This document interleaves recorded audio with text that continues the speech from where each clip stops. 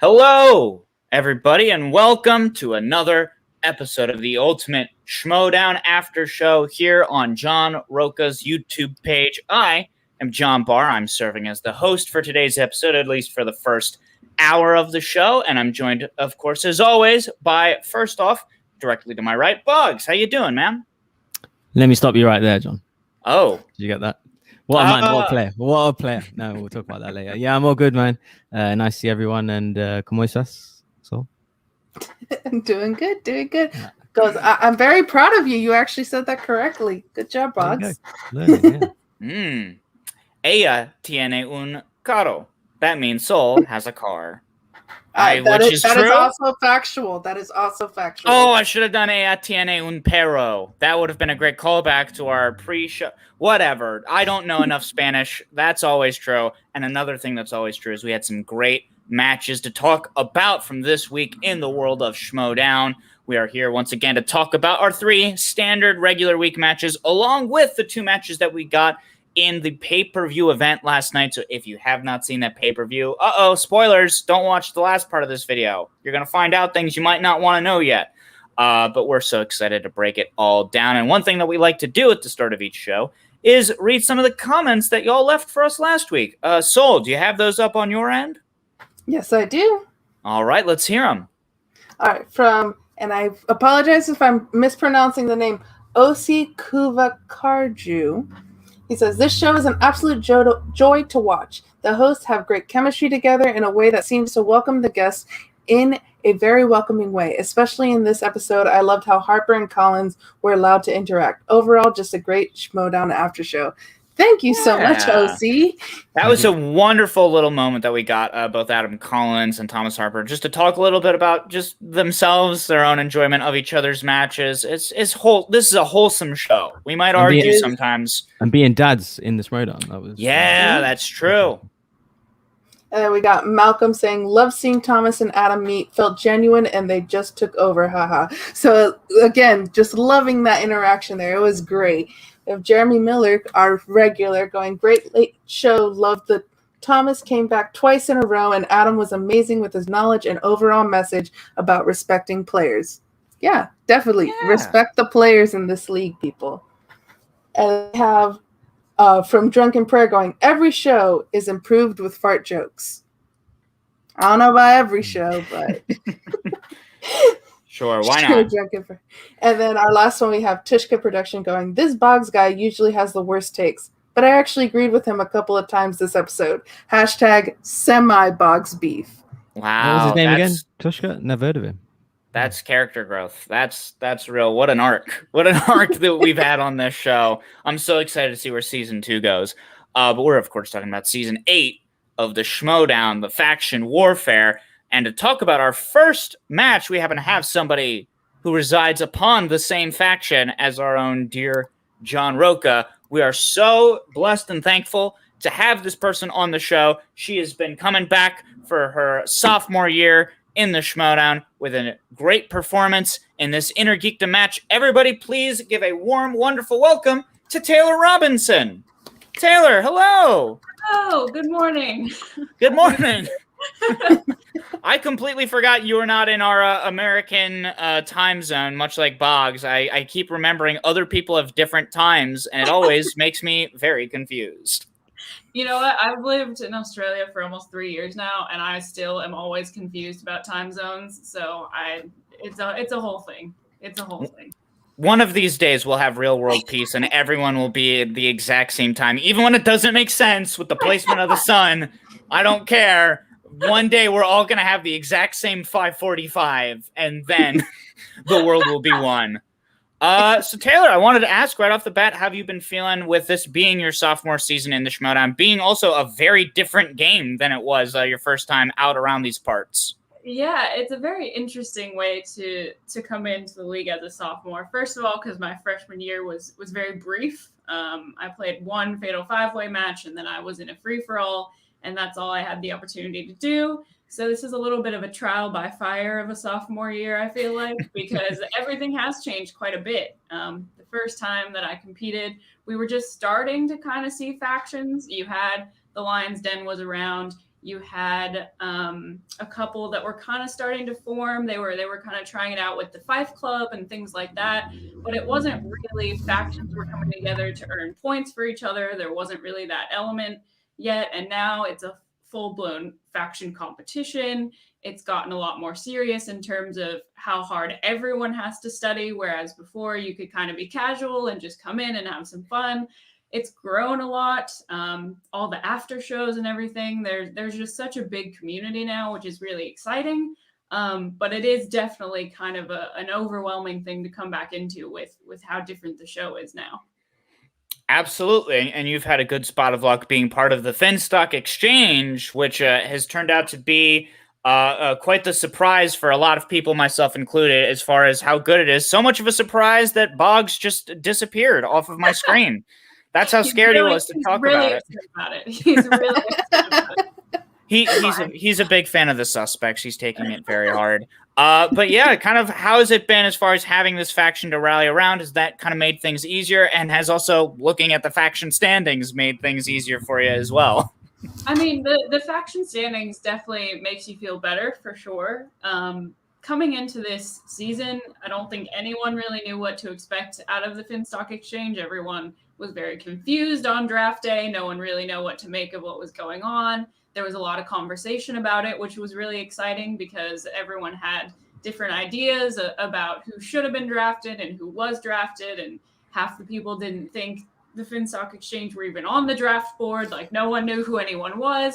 And it was really exciting because it was a completely different strategy than anyone else had going into the draft.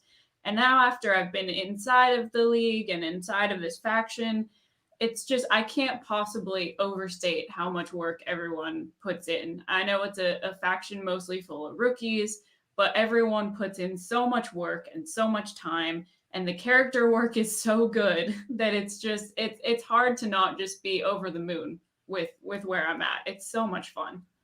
Absolutely. Well, let's transition right over into talking about the work that you personally put in to this wonderful match against Greg Alba, who, I mean, if you want to talk about character work, I don't know necessarily that it's fair to say that Greg Alba has a character so much as he is just like a big bundle of joy. Because really, like the entire match, I just feel like every 30 seconds, Greg was just like, "Hey, Taylor, great job." Like, does that make it harder or easier to compete? Where it's just like, dude, can you shut up? Stop complimenting me. I'm trying to remember movies. No, it was a fun match, and it's great because Greg and I have known each other for a long time. Greg was one of the first people I ever met when I went to the Schmoedown studio for the first time. I've been on his channel. We've hung out at Comic-Con together. Like, it's one of those matches where I know him well enough that it wasn't distracting. It was funny, and I was trying really hard to like just stay focused because it is that kind of like you're not expecting them to directly kind of be talking to you through the whole match, but because it's Greg and because he's such a fun guy and because I know him, it wasn't too much of a distraction. But I do love the character. I don't know if we're calling that a character or not, but what he brings is so entertaining to watch. I had a lot of people message me after my match saying that was so much fun. Like, it was great to watch both of you. It was just an entertaining match. And at the end of the day, that's really all you can hope for, honestly, is that everyone watching is having fun. Absolutely, yeah. And starting right off with round one, Boggs, I'll toss it over to you now that you're back. Definitely some tough questions. We can tell that this is not the Innergeekdom League that it was before, starting with the fact that they expect people to know how to spell Terminator Genesis. Because it's not the word Genesis. I know there's a Y in there somewhere, but I could not tell you where at all. I'm not sure off the top of my head. Yeah. Yeah, I'm fine for everyone asking in the chat.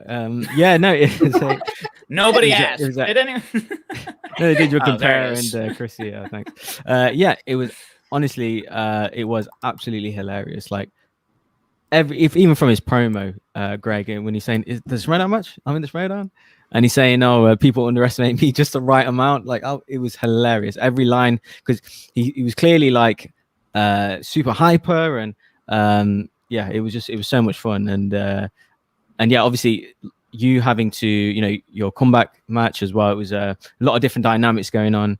So yeah, it was super fun. But overall, obviously, you did have a decent first round. So did Greg, of course. I think he finished 8-7. like you said, you missed the Genesis question, that tough Teen Titans question, which you just seem to randomly guess, which you haven't seen. Like, you just know, like, he just looks on his side, I think. So, yeah, what were your overall thoughts on the first round, Taylor? Honestly, I was pretty happy with it. There were a couple misses that, you know, maybe if I had a couple more seconds, it's something I would have gotten to eventually. But in the match that I played 3 years ago, I got something like 3 or 4 right in my first round. So to me, coming out of round 1 with an improvement is kind of what I was hoping to do. And so I feel good about where I ended up, especially only being 1 point behind at that point. Mm-hmm. Yeah. And I mean, if we want to talk about as well, just like doing great work with some, like, you know, that combination of luck and skill, looking at your round 2, you did wind up at the advice of Dagnino, spinning away from Bateman and winding up with opponent's choice.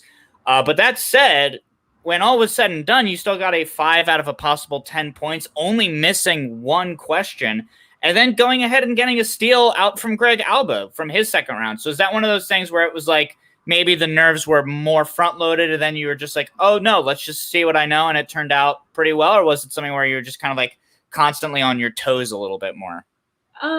It was interesting because the nerves do start to get to you when you get to opponent's choice, because you just never know what's going to happen, especially if they end up giving you a category that you're just not super comfortable with. And you just don't know what you're walking into. For me, I think I was starting to get nervous, but at the same time, I knew that I could pull some points. Like, I knew that anything I got wasn't going to take me down completely. So I think there were a couple of points left on the board there that I probably could have gotten if I had calmed down a little bit.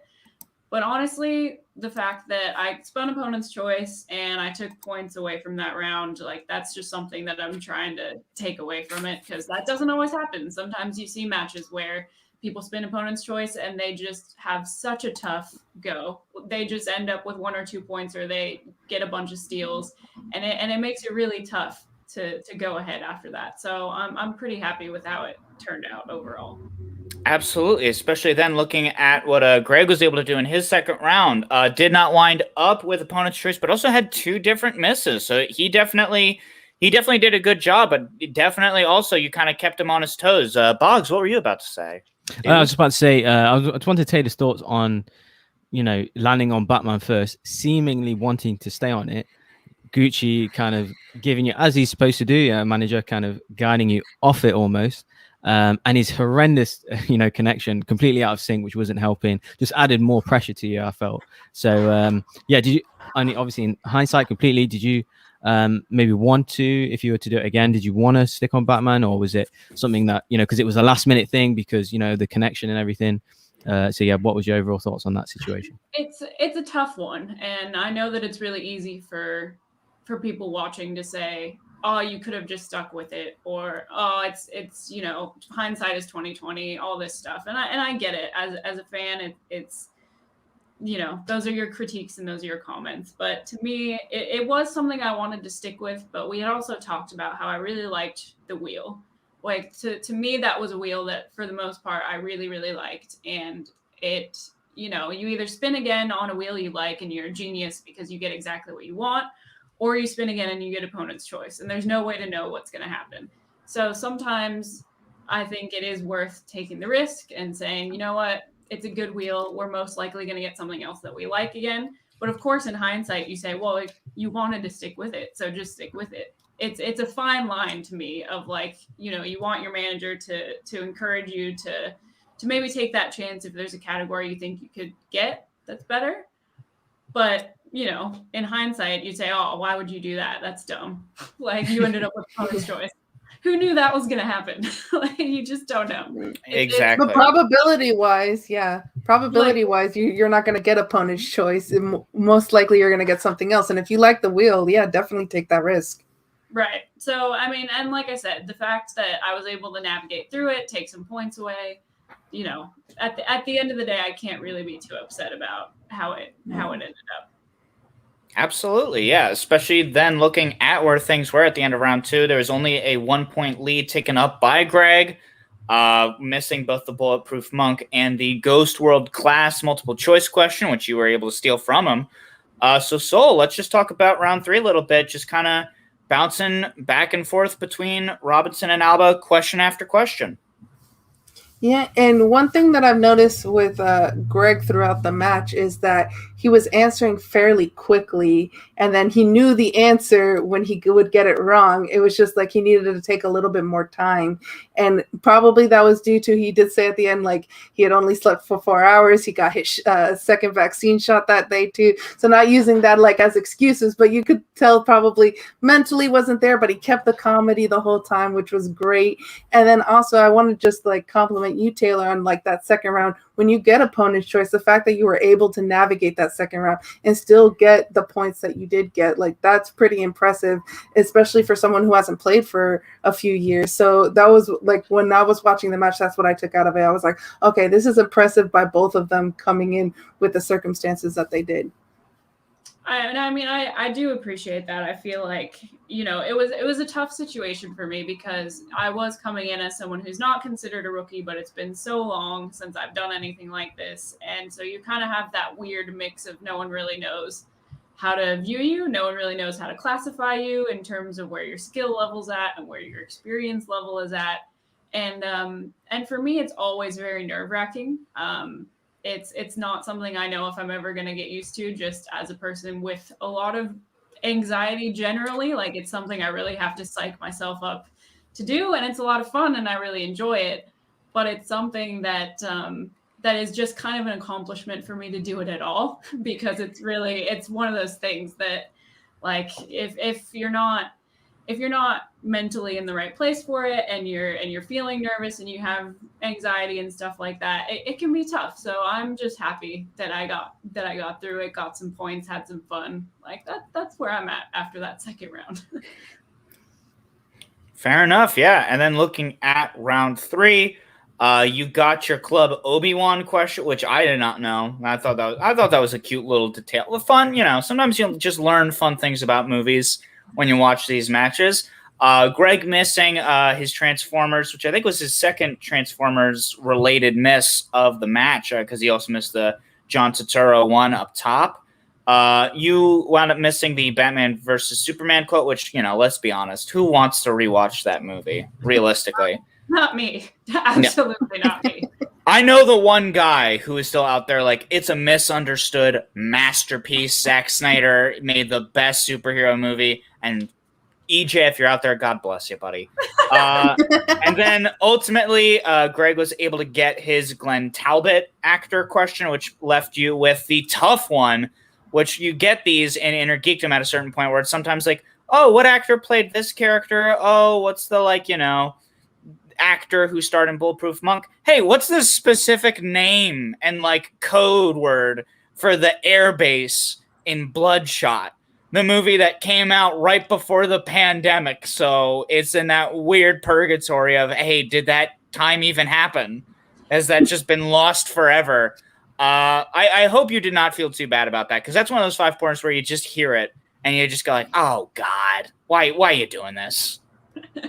It was one of those moments where, and people have kind of called me out and said it was a rookie mistake not to make a guess, but to be completely honest with you, I've seen Bloodshot and there was just nothing that I possibly could have guessed. It was one of those things where I heard the question and I was like, I know I'm not going to win. And you might think that's a defeatist attitude, but I promise you it's not. I've seen Bloodshot and there was just no way. It's just anything I would have guessed was not going to happen. And that sometimes that happens. You get hit with a question and you just don't know. There's just nothing that you can do about it. So that's kind of, and you're right. Bloodshot, I've seen it, but it was part of that fever dream part of the pandemic where you're just like, is this real? I don't know, maybe. So, if it was a cast question about Bloodshot, I maybe would have gotten there, but it was just one of those things that at the end of the day, it wasn't going to happen. So I don't feel too terrible about it. Exactly. Yeah, I think it's definitely one of those things where not a lot of people think of, they talk a lot about the white hot spotlights of the Schmoedown. That's kind of the go-to phrase, but also just thinking about the fact that when you're playing these matches, you don't see the question written out and you just hear it. And then you have a very specific time frame where it's like there are a lot of factors that go into the fact where it's like the rapid recall of the airbase and Bloodshot. No one should be mad about not being able to get that. They should only be impressed in the event that someone like a Kalinowski is able to pull it. Like, that should really be the only way that we talk about these questions. Is hey, it's insane the one time someone was able to get it. Right. Like, it's like, why do you know that? Why? Do you exactly. know that? Yeah. These are our champions. maybe one day I'll get to that point where I have that kind of recall and I can do that. But it just, first match back was not going to happen. Well, and again, the takeaway here is that for a first match back after several years, this was by no means a bad performance. Like, this was really good. We've talked a lot about how you managed to really make the best out of a crummy situation in that round 2. But, like, truly, the back and forth of that round 3, that's another thing I wanted to highlight. Like, you really kept Greg having to, like, continuously answer questions throughout. And I thought that was a really great performance. I hope you're feeling good about this. I hope that even though his Wi-Fi was completely shot to hell, that, was able to at some point circle back and be like, hey, the opponent's choice thing sucked, but, like, you did a good job. I don't know how the conversations have been coming out of this match. Yeah, it's interesting because being digital, it's kind of one of those things where you're glad that it's digital, but it also kind of sucks that it's digital, because when you have a loss, like, sometimes you just don't want to talk to anyone. You just don't want to be in the studio and be in that moment where all these people want to talk to you. Sometimes, though, it's nice because you do have your faction that you can jump on a call with or text or whatever if you do want to talk to someone after a loss. To me, I took it really hard after the fact, just because coming back into the league, like, I really wanted to just come in and get that win, so I wasn't immediately on an 0-2 record, because that's a really crappy place to be. But I did take it hard, and it was tough for that day. I gave myself a day to just be mopey about it and be disappointed and be sad, because sometimes you just need to do that to get over it. But then you have your whole faction there saying, encouraging things and helping you get through it and getting back into it, starting to study all over again and helping everyone else who has matches coming up.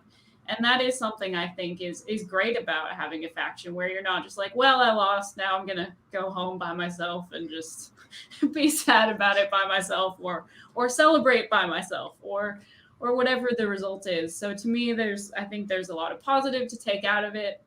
There are some things, obviously, with hindsight, I wish would have gone different. But at this point, dwelling on that's not going to help anything.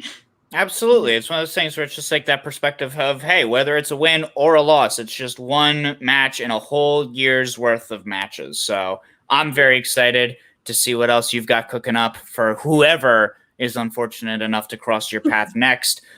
Soul, I believe we might have some questions from the patrons written in. Is that the case from people over at patreon.com/John? I realized I should have plugged it before cutting the video. Patreon.com/John Rocha, or sending in Streamlabs, streamlabs.com/The Ultimate Schmoedown Show. Okay, my bad. Now you can do questions. Good job, John. Good job. So we have first from Jeremy Miller going, do you miss playing a match in studio, or do you prefer playing at home? Oh, I mean, honestly, if you ask anyone, I'm pretty sure they're going to say they miss the studio. The studio is just such an experience that it just can't be replicated online. It's great to have online because you have competitors that you wouldn't get to have otherwise, because not everyone's based in LA, or not everyone's in New York when they do live shows. So it is nice to have this digital era. It's really brought a lot of people in I don't think we would see otherwise. But I miss the studio so much. I miss live events so much. I miss just going and getting to hang out with my friends while we're doing trivia, and then getting to go out afterwards and just hang out. Like, it's such a community thing that having the studio and having live events is something I want to get back to as soon as possible, as soon as it's safe to do so. Absolutely. And I saw that, like, Christian was tweeting out, or maybe it was also on the Schmoedown Facebook. I don't really check Facebook, but I know at least on some social media platform, they were talking about how they're gearing up to try and do a live event of some sort. I know they have, what is it, the Collision or the Spectacular that they announced for July? I know it was one of the two. Collision. Collision. That's what it is. I just remember seeing the text. I was like, oh, that'll hopefully be fun if we can even do it. Who knows? But yeah, studios are great. Sol, what's the next question? Okay, we got from Drunken Prayer goes, what movie has your favorite soundtrack? Oh, that's a tough one, actually. My favorite soundtrack. Ooh, first one that probably comes to mind, just because and this probably isn't my favorite of all time, but the first one that comes to mind just because of how it was integrated into the movie and what they did with it was Baby Driver. Like, I love the way that they used the soundtrack in that movie, and it's just the first one that pops into my head. Like, that's the way to integrate music into a movie. It was so cool. Yeah, that's a much better pick than mine. The first thing that came to mind for me was Stardew Valley. That's not a movie.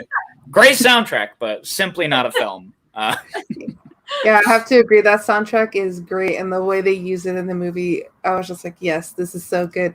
And I would like to say, Dom Toretto now is in LA. That was not me this time.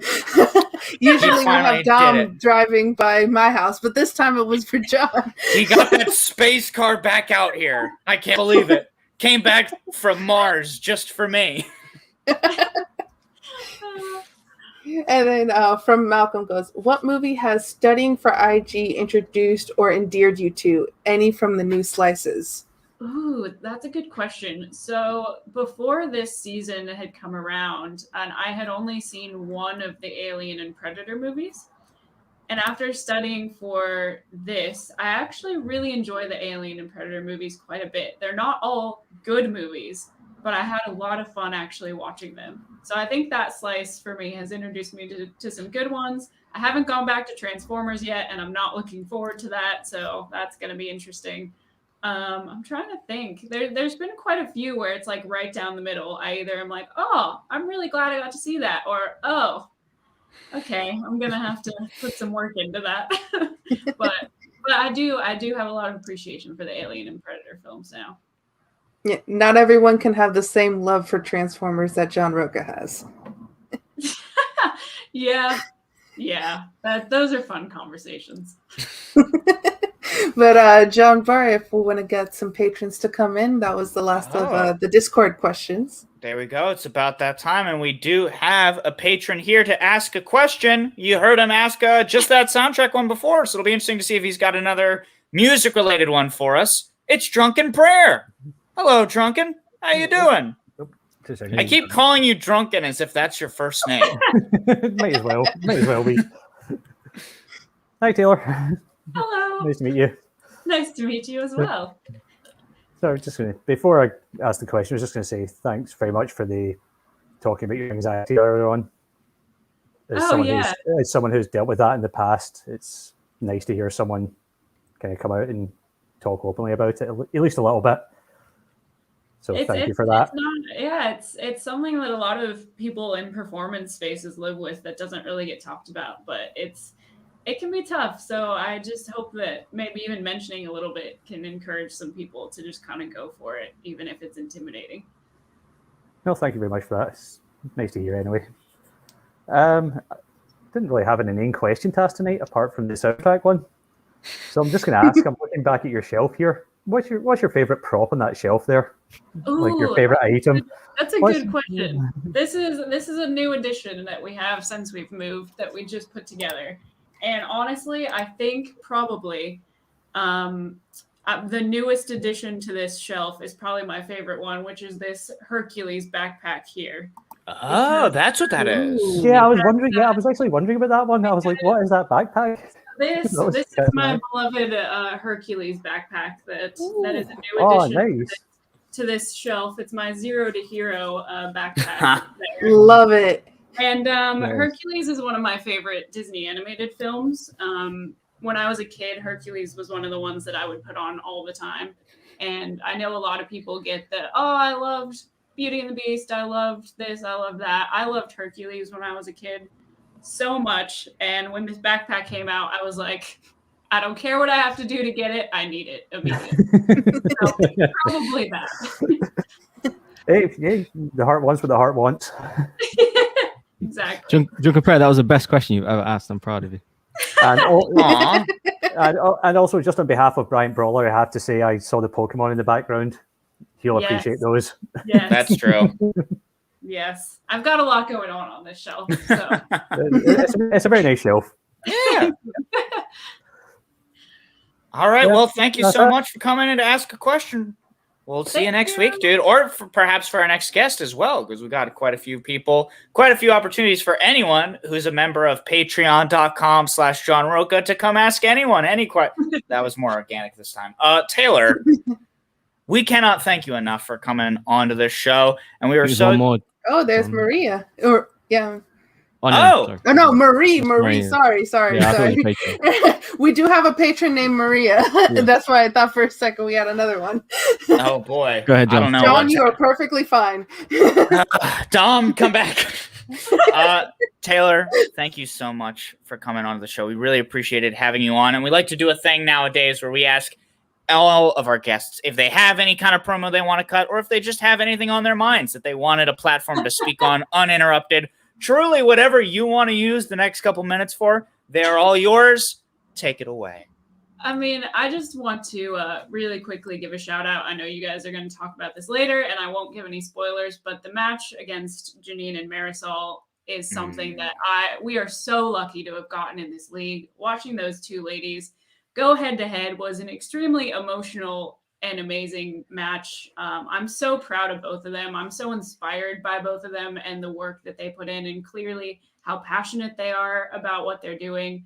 And it's just the fact that we've gotten to this point in the league is just like, it's incredible. And I love them both so much. And I'm so excited for the future that both of them have in this league, because they both have such a bright future. And that's my 2 cents on what I've really taken away from this week. We had so many amazing matches, but that one in particular just meant a lot to me. So congratulations to both of them for the performance they put in. If you haven't seen it already, guys, you're in for such a treat for when that one comes out. I think it's going to be one of the matches of the year, no question.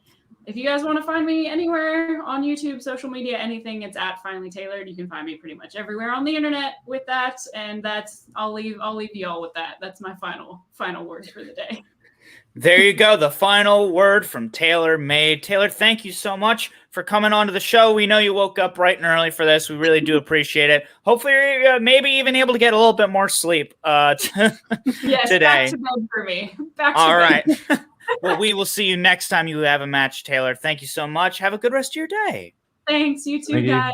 Bye. Thank you, Taylor. Bye. See ya. Oh, and then look at that Bryant Brawler just popping in right now. Bryant, you missed a guest with a Pokemon on their shelf. You just missed it.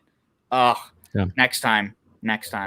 And Taylor is absolutely right about how incredible the Jeannine versus Marisol. I'm going to have to leave a little bit early during this show, so I'm not going to be able to talk about it. But Taylor is right on the money when she says that's a contender, if not the number one as of this moment match of the year so far. But before we talk about that, we got another good match over in the Star Wars division with this tournament. The tournament that has been known to produce quite a number of instant classics, tight matches. This one was no exception. And we are very privileged to have one of those people, again, joining us for the second time on this show, representing the usual suspects, representing Dragon Con as a whole, I suppose. Just an immediate legend in the Schmoedown Star Wars universe. We're so thrilled to have her back. Please give it up for Marie Wilson. Hey! Hello. How are you doing? I'm great. Excited to be here. Yes, I'm so excited to have you back. I feel like every time you are on the show specifically, I managed to learn at least one new thing about Star Wars. Even if it's just like, oh, that's a ship I didn't remember, but that one looks cool. Because you got those incredible, just like blue. Is that what that is? Like the blueprints of the ships in the background there? Yes. And I just built Grievous's Starfighter, and it is gorgeous. Oh, there you go. Oh, he's got I his love lightsabers it. as well. Yeah, he's got 4 lightsabers. I love it. I'm so excited that I finally made it. Oh, that's so cool. Yeah, how you doing? Just generally, how you doing? This is just the check-in part of the show. Hey I'm guys, how we great. all doing? Doing great.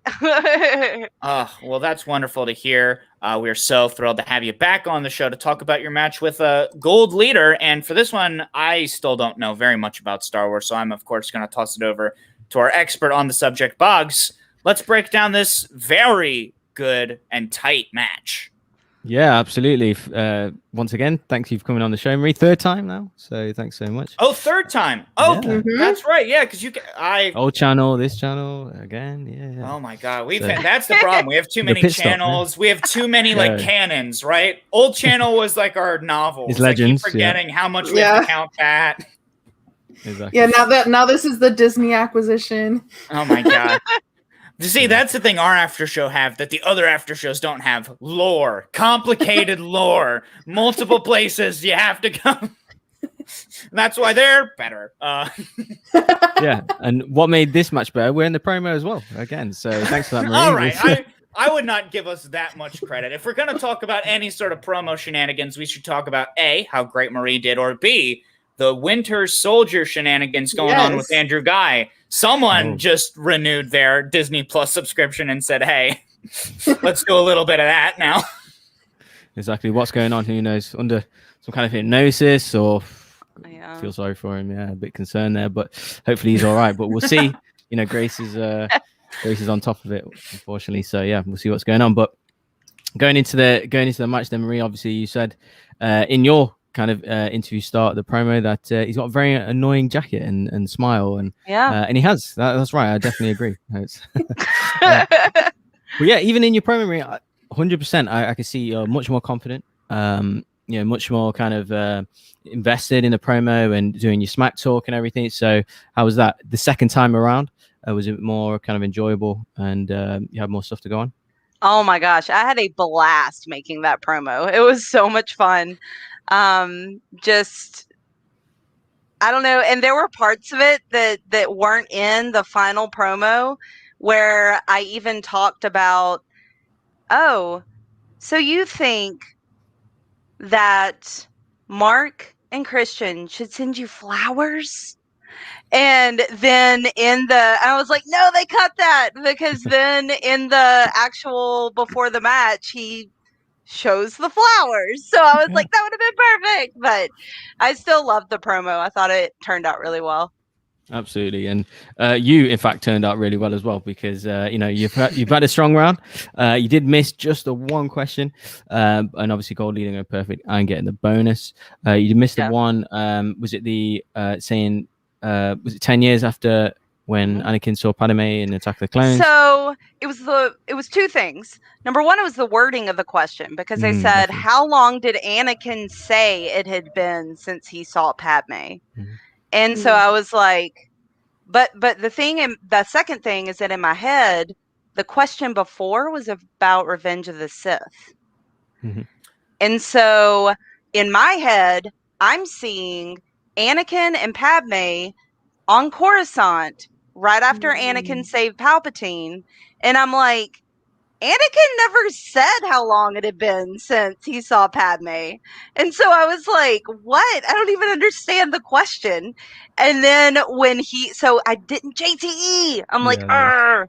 And if I'd done that, I would have gotten Attack of the Clones and I would have been like, oh, okay, duh.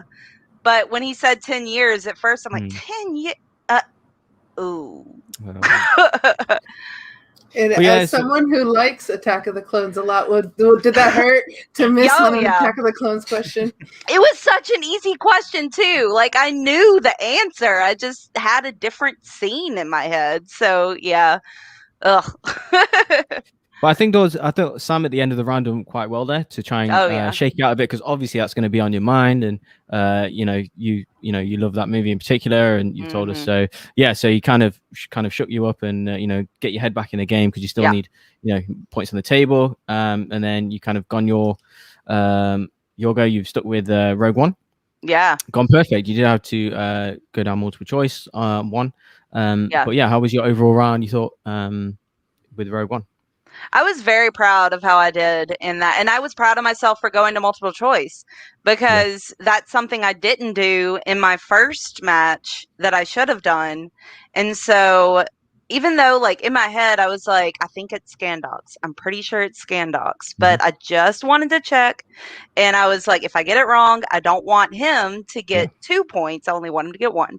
So like that was something I definitely learned. It was something that I improved on, so I was proud of that. Yeah, you're getting better at the game, right? Every match and stuff, with your promos, with the with the usage, because there's no shame, because I feel like there's almost a bit of a embarrassment for Star Wars players to go multiple choice in second round. So because people go perfect and stuff. So no, it's fair. It's, you're learning and you do what you have to do to get through the match. Well, John, what are your overall thoughts on the match so far, and any questions for Marie? Yeah, just coming out of round 2 specifically, I mean, we've definitely been talking about how you've been like, feeling more confident, like kind of getting more into the game, just as far as the minutia of everything. But one of the things I also wanted to shout out, as someone that gave him a lot of flack for this last season, I think we're seeing a much better manager in Sam Levine as well. I think we're seeing him kind of get a lot more invested, kind of know a lot more about each individual player. And I think it did seem like he really knew, like, specifically what to tell you to get out of that funk, because obviously spinning Spinner's Choice is nice, but like we have seen players, elite players like Jeff Snyder, sometimes he gets that one question wrong and he's just immediately just like a mess, inconsolable baby. But you were immediately just like, no, you're right. And then you not only got that Spinner's Choice, which is luck, but then you had that skill element too to make that 9 out of 10 points. So I was curious, like, is that like sort of situation that you had run through with Sam previously, or was that just like through all your chats he just knew what to say? I think he just knew what to say, and it was incredibly helpful, the things that he said, because my biggest issue is I'll get really down on myself about a number of different things in life, and so having someone be like, look, you're doing great, don't get down on yourself, don't dwell, which is something that I used to have a really bad problem with. So don't dwell on the way that things are going. Instead, just look forward and you can do this. And so it was incredibly helpful. Yeah, definitely. And he's 100% getting better at it. You're definitely right there, John. And then Gold Leader's gone next. He's stuck on the Rise of Skywalker. And to be honest, he's knocked it out of the park, gone perfect. So up until this point, the man hasn't missed a question, his first and his second match. So, he is doing really well, even though his shirt is clearly too tight. But, we'll let him off because he can definitely play. And then obviously we go to the third round. They give the kind of rally talks. Gucci saying, let's hang a -1. No, mate, not in this match. No, she's too good for that. So I was glad that didn't happen. And then, going into the third round, obviously you've hit your 2, 3, and 5 and knocked out the park, and he has as well. And obviously he's won the game. Got a perfect game at that as well. So I'm going to throw it to Sol. Overall thoughts, on Gold Leader as well, and any questions for Marie?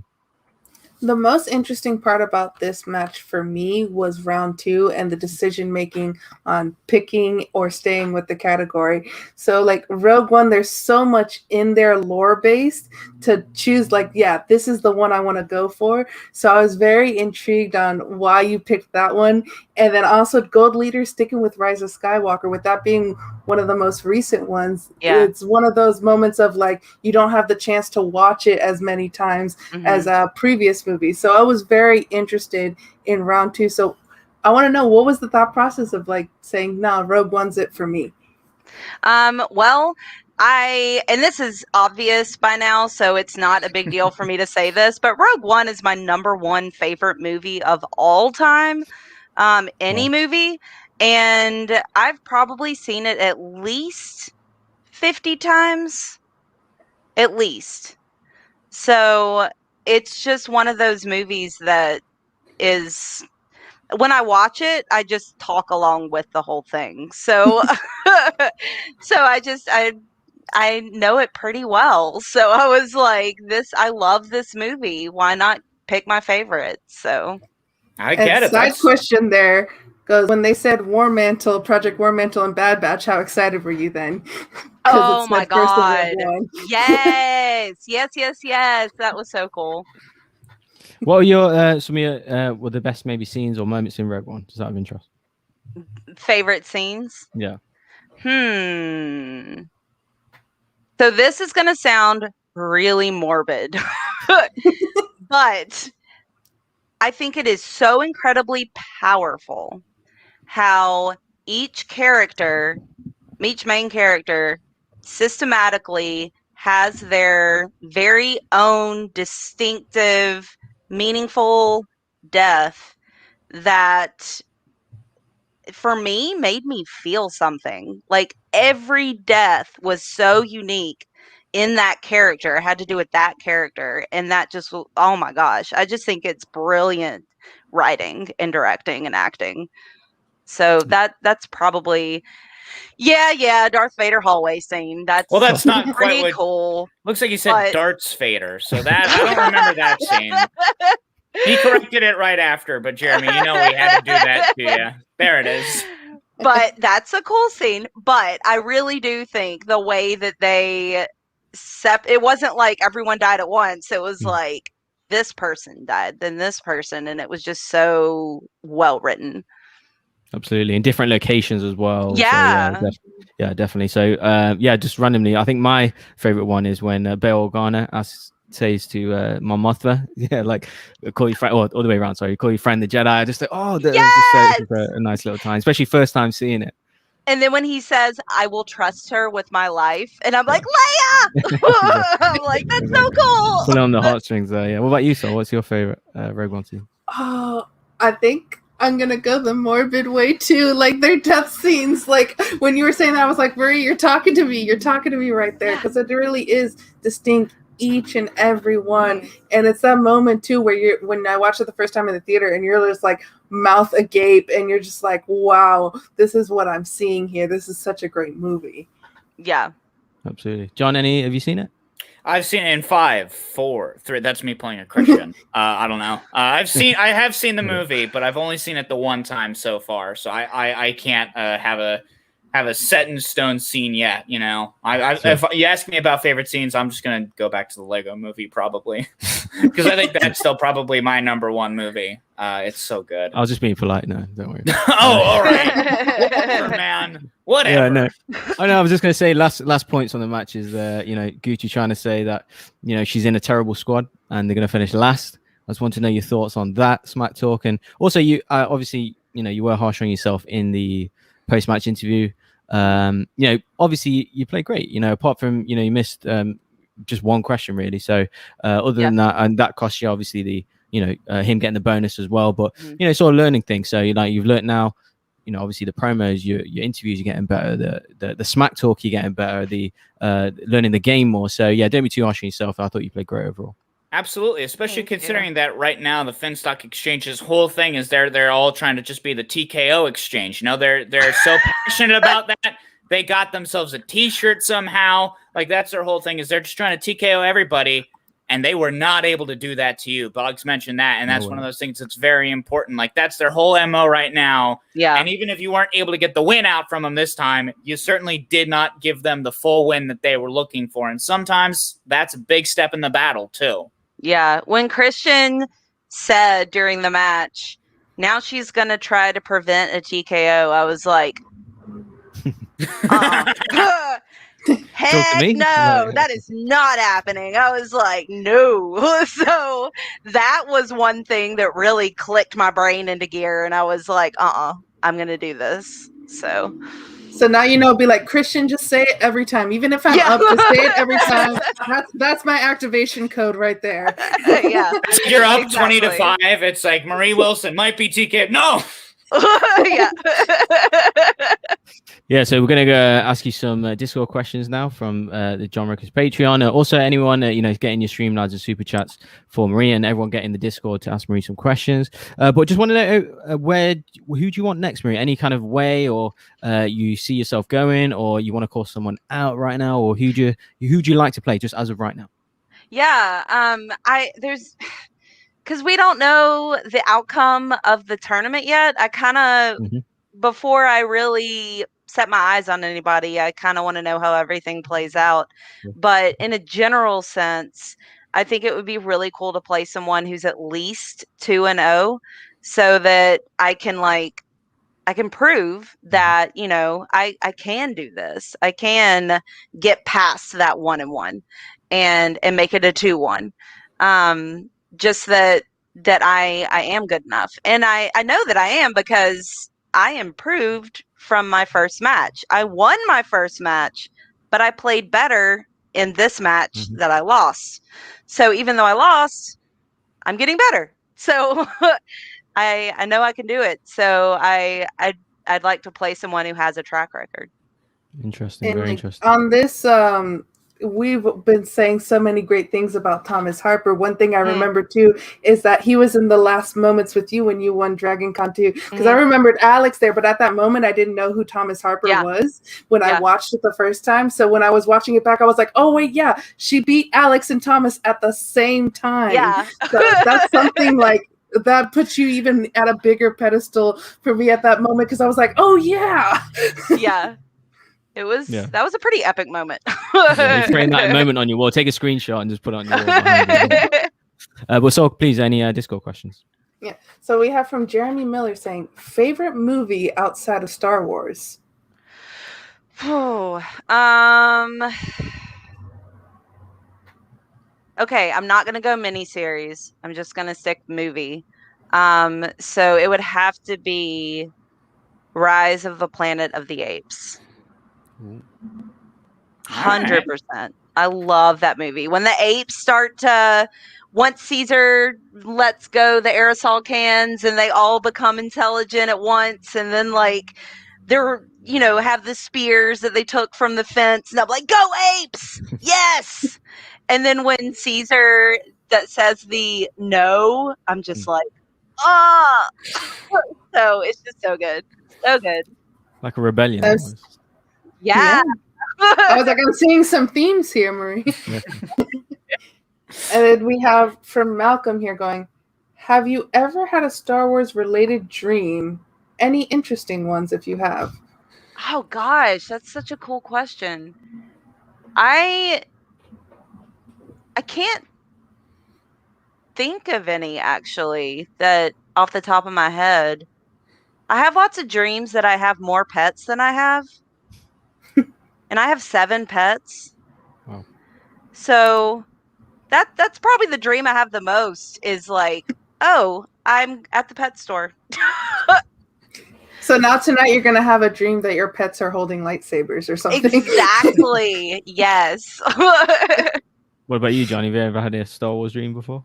I was trying to think. I don't even know if I remember the dream I had yesterday. No, I don't. You know what I mean? I think about that. I remember I like, no, probably not. I mean, probably when I was a kid and just like constantly rewatching the first 3 in the Star Wars franchise, because I do love those first 3 movies. Those ones I've watched a whole heck of a lot. So probably back when I was like, oh, I want to be up on Endor, probably then. But then it was also like I was in a Harry Potter phase 2 at that point. So it was probably some like really convoluted nonsense where it's like, aha, I'm on Hoth battling Darth Vader with Petrificus Total or whatever. Something like that. Just completely nonsense. Yeah, now you feel dumbfounded, don't you, Boggs? Does it feel so good, does it? I was with you up until the Harry Potter And then we have from Chris Taylor going, would you ever consider doing Innergeekdom? So that's something that would be, I mean, I've played around with the idea, like, you know, just because I love challenges, but I really want to fully succeed before I went another direction. Like, I want to win a tournament, get the belt, like, you know, really make a name for myself in Star Wars before I did anything else. Have that belt and be like, okay, Alex Damon, I'll join you over in the Innergeekdom. Yeah, exactly. The last question is, I don't know this person. His name apparently is Sean Barreto. He goes, what's your favorite lightsaber and do you own any? Oh, the only lightsabers I own are the toy ones that you can buy at Target. But I have Obi-Wan's and I have Kylo Ren's. And I have this crazy all black red lipstick Sith cosplay and a gender bent Kylo Ren cosplay. So female Kylo Ren. and I love wearing that Kylo Ren outfit. And then I, of course, carry that lightsaber. And then, I mean, I'm trying to think. Rey's lightsaber is pretty cool. Yeah, I like Rey's. Especially since it's a temple guard color, which is like, what does that mean? Right. Back when, like, where it told you what all the old lightsaber colors meant, and then, like, Disney owned it, goes, that doesn't matter anymore. And you're like, wait, but I learned all of this. Yeah. With me, we have the knockoff brand lightsabers that we got from Walmart. And I was going to buy one for my niece, who's going to be 4 this year. And then I was like, wait, no, I need to buy one for my older brother, too, because he's going to want to have a lightsaber fight with his daughter. And so now they both, like, Horrible. You can imagine this really tall person and this little 4-year-old having lightsaber fights together. That's whenever me and Boggs fight. It's just he's My brother and I actually, in our front yard growing up, I had the Obi-Wan saber and he had the Yoda saber, and we would fight in the front yard. That was always fun. And my lightsaber, when you hit something with it, it vibrates. So it's like, that's always a lot of fun. See, that's much safer than when I was younger. We used to fight with baseball bats pretending they were lightsabers. That's a little bit more dangerous. Yeah. Sol keeps making these Dominic Toretto jokes. We didn't realize she was part of the Crow this whole time. You learn to defend real quick when you're playing with a baseball. Fair enough. Yeah, I guess you have to. Goodness. Well, on that delightful story, we're going to be now cutting over to some of the wonderful patrons. John Rocha's Patreon, patreon.com/John Rocha. Unfortunately, this is where I'm going to have to tap out. Y'all have a lovely rest of your show. Marie, it was so great to see you again. And hey, patrons, you better ask some good questions. All right, do me proud. You can do Colin proud too, I guess. Whatever. Who cares about him? Do me proud. Have a good rest of your night, gang. John. Bye. Yeah, so I think Mr. Brennan Nation is first. So, Sean, if you want to bring the first patron in to ask Maria a question. Hello. Hey. I'm Hey. Marie. Big fan of you. You're amazing. Thanks. Thank you. What was the first Star Wars film you saw in the theater? Okay, so theater was Phantom Menace. Ooh. So I saw 4, 5, and 6 at home and never saw the special editions in the theater, but I did see Phantom Menace in theaters. So Nice. yeah, and I loved it. Yes, well, you should. What about you, Brennan? What was your first? It was A New Hope in the 1997 re-release. Nice. We have the old VHS copies, like the first release. The old slip covers, if you remember those. That's awesome. Yeah, and so what is it about Star Wars that you connect with the most? Oh,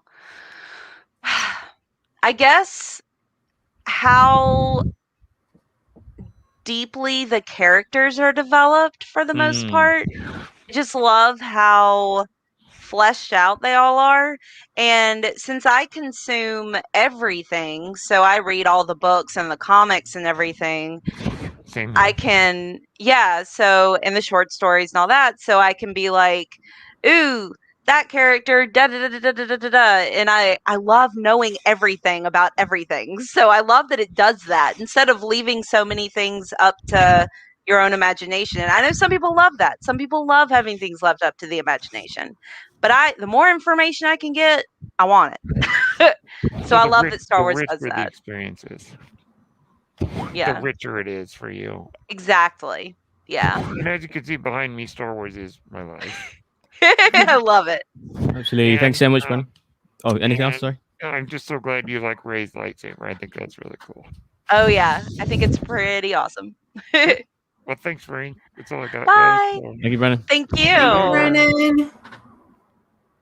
And I Next do up- want to plug real quick. Brennan does have a Star Wars podcast, Page Turners They Were Not. So definitely go check that out. Ooh. Yeah, nice. Okay, so next up we've got Mr. Drunken Prayer again. Come on down, sir. Hello. Well, I'd also like to plug Brennan's podcast. That is very good, and everyone should check it out. Sorry, there we go. Shameless plugs out the way. Sorry, every time I come on, I like to bring something Star Wars themed when we have a Star Wars guest on. So in this case, it's this one. Oh, which also works well because you were talking about dreams earlier on. yeah, exactly. And unfortunately, I did used to. I was really hardcore into the Star Wars Galaxies MMO when it was still out. So unfortunately, I have had dreams about that game because when you play something that long, it starts to seep in. You know, I used to play an MMORPG called Uprising, Star Wars Uprising. It was a mobile game, and I adored it. And I probably had, because it was like grinding, fighting against the Empire, and you had cartels that you were a member of and like all this stuff. I guarantee you I had to dream about that. I played it all the time. So that's a really good point. Yeah, you'd have probably liked Star Wars Galaxies then. That was very, very political there because we had guilds and stuff that used to go and raid each other's bases and fight over the crate dragons. Nice. It was the only way to get lightsaber crystals in the game. Oh, that's cool. cool. To go and kill the crate dragon, which I still thought was part of lore, but apparently not. You might know better than I will. Yeah. True. So it wouldn't be anymore, but no, good. Yeah, Disney. Anything else, Jungle Bro? Yeah, I was actually Brennan kind of brought up the question that I was going to ask, but I was going to ask if you had to design your own lightsaber, what color would it be and what would the hilt look like? Oh. So if you had the chance to do something like that, or your own vehicle, one of the two. Oh my goodness. Okay, let's go with lightsaber. That's a little easier. Although my vehicle would probably be some form of TIE fighter. One of the modified, funky looking things with like sharp wings. But lightsaber, I love Palpatine's saber. The gold with the red. And you only see it for like that brief moment in Revenge of the Sith when he's like spiraling towards them. And I actually have a pair of earrings that are Lego Palpatine sabers. Oh, nice. So I probably something like that. It's a little gaudy. It's a little, tacky, but I actually really like tacky things. So I feel like it would go with me well. So the Vegas saber, basically like a Las Vegas saber. Oh, yeah. Yeah. Thanks so much, Jungle Prayer. Thanks very much. Thank you. See ya. So, Marie, we give, I think I'm sure you've done it before with us. We give everyone an opportunity to cut a promo, talk some smack. Anything you want to say to Gold Leader, Gucci, anyone at the Finstock Exchange, or anything, anyone to anything regarding anything in the Schmoedown at all. The floor is yours. Oh, man. Okay. Well, I'm not good at this. I'm still working on getting good at this type of thing. But Gold Leader, you may think that beating me was an easy thing, but it really wasn't. And I really think that you were scared and that you're going to continue to be scared. And eventually that fear is going to get to you and you're going to fall down in crashing flames. And it's going to be so beautiful. So I can't wait to see that moment. Yeah. And I'm just really excited to see the rest of the tournament, see how everything plays out. I'm excited about playing along, continuing to up my game and practice and just continue to improve and get better. I can't wait to do this. So, yeah, give me another match. I don't want to wait till December. Awesome, Marie. Thanks so much for coming on. So, any final messages for Marie? No, just like, you're so lovely, Marie, every time you come on. It's always been such a great time talking to you, and I can't wait to see your next match. Yay! Thank you so much. Marie, anything I had you a want to great plug? time. Oh, me? plug? So I have a Star Wars review blog where I review everything, TV show except movies, TV shows, printed material, everything. At the starsreview.blogspot.com. Publishing has been a little light, so I've not been reviewing as much recently, but I'm getting back into it because publishing is picking up. And then I've got Afra's Artifacts on YouTube where I talk about queer Star Wars, so that's always fun.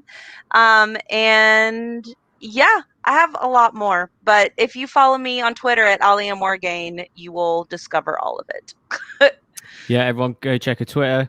Wish you all the best, Marie. And yeah, hopefully we'll see you on your next match. But thanks so much for coming on. Thank you so much. Thank you. Bye. Right, she was lovely as usual. So just me and you, Sol. How's it feel? Yeah, it's a bit empty around here. We've gotten everyone out. Get rid of them losers. Get rid of them losers. So yeah, we've got 3 more matches to cover. Don't worry, everyone. The former IG champ is coming on very soon, very, very soon. I know you're all eager to speak to him and stuff. But firstly, we are going to run through the teams match. So the first match that dropped on Friday, which is a Rushmore and Danger Zone. So initially, we'll get through the. Do you want to do this match, or? Oh, you go right ahead, Bobs. The floor is yours. No problem. So initially, we get this kind of super hectic promo at the start. Where firstly Love Gucci's dum whatever he does at the start, and then we get the whole of the Finstock exchange, the whole of the dungeon coming in, they all talking smack to each other. I love Dan's like 5, this is what it used to be, now I've changed it to the 5 singles titles. I'm thinking damn these guys can do it, because something about Danger Zone, like they can talk the smack, they can do the promos, they can play, they can do the interviews after. It's like damn. It's like they're in, it's like everyone's in trouble who they're coming up against. But just before we get into the match, any quick thoughts on the promo or any of the smack talk that you saw? I will say my favorite part actually had nothing to do with the players in this part. It was with Brother Lomas and Rick Radis at the very end of it. Oh my god, yeah. And I was just like, the fact too, like Brother Lomas comes in, they're all talking over each other, just booming voice in, and everyone listens to him giving the praise to Gucci. And then like it's just him and Rick Radis that are left there, and then you have Rick Radis starting to dance, then Brother Lomas joining him in the dance, and I was like, I want them to be a team. Make it happen, Gucci. Yeah, man, that triple R music, it just does something to me. That and then they're both dancing together. Love that. Great entertainment at the start. And then the interviews going in. We've got Bateman saying, I wish I could play Rocha in his prime. Like, what? How dare you? He's like he's fighting on one leg, that kind of thing. And then JT's doing the same though, saying there's us 3 on Rushmore, excluding Ben. So that was super fun. And apparently Bateman was on his hands and knees begging the Barbarian to come with him over to the dungeon. But anyways, match starts. Solid round from both teams. Danger Zone going perfect. Rocha missing the first question. Really surprising. And then they're both missing the Steam Soda Boat traffic question. Which led to 18-13 lead to Danger Zone. So a bit of a gap there. I was a bit gutted that they missed the traffic question, because I thought, the tagline was something about no one gets away clean. Traffic is about it's about kind of drug dealing, and it's about police corruption. I thought that was kind of a good link there, but they both missed it. So overall thoughts on the first round and how it's going so far? This is the first time this year we see JT not get a perfect round.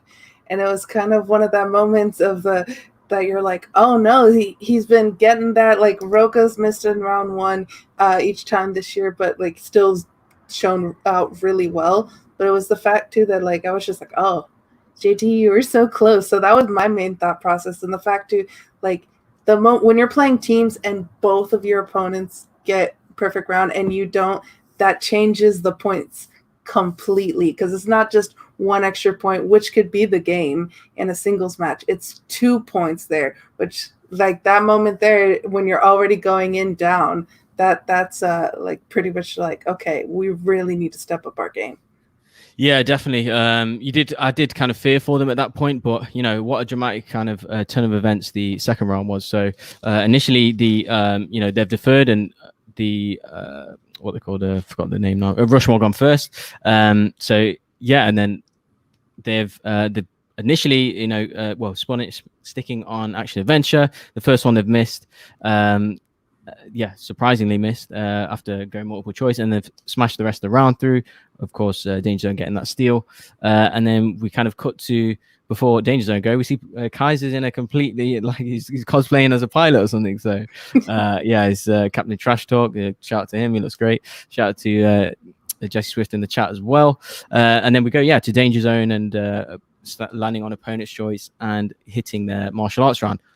Rough round, but again, the experience of Danger Zone managing their way through, I mean, it's so impressive. I mean, how do they not drop points? Like, they've talked it through, they've used their repeats accordingly, super impressive. That the experience coming through, like, they're going to be such a tough team to beat. But end of the round, it finishes, so they did make up a few points there, and the end of the round finished 26-23 to Danger Zone. But it's one opponent's choice, but they've done fantastic, I thought, to be honest with you.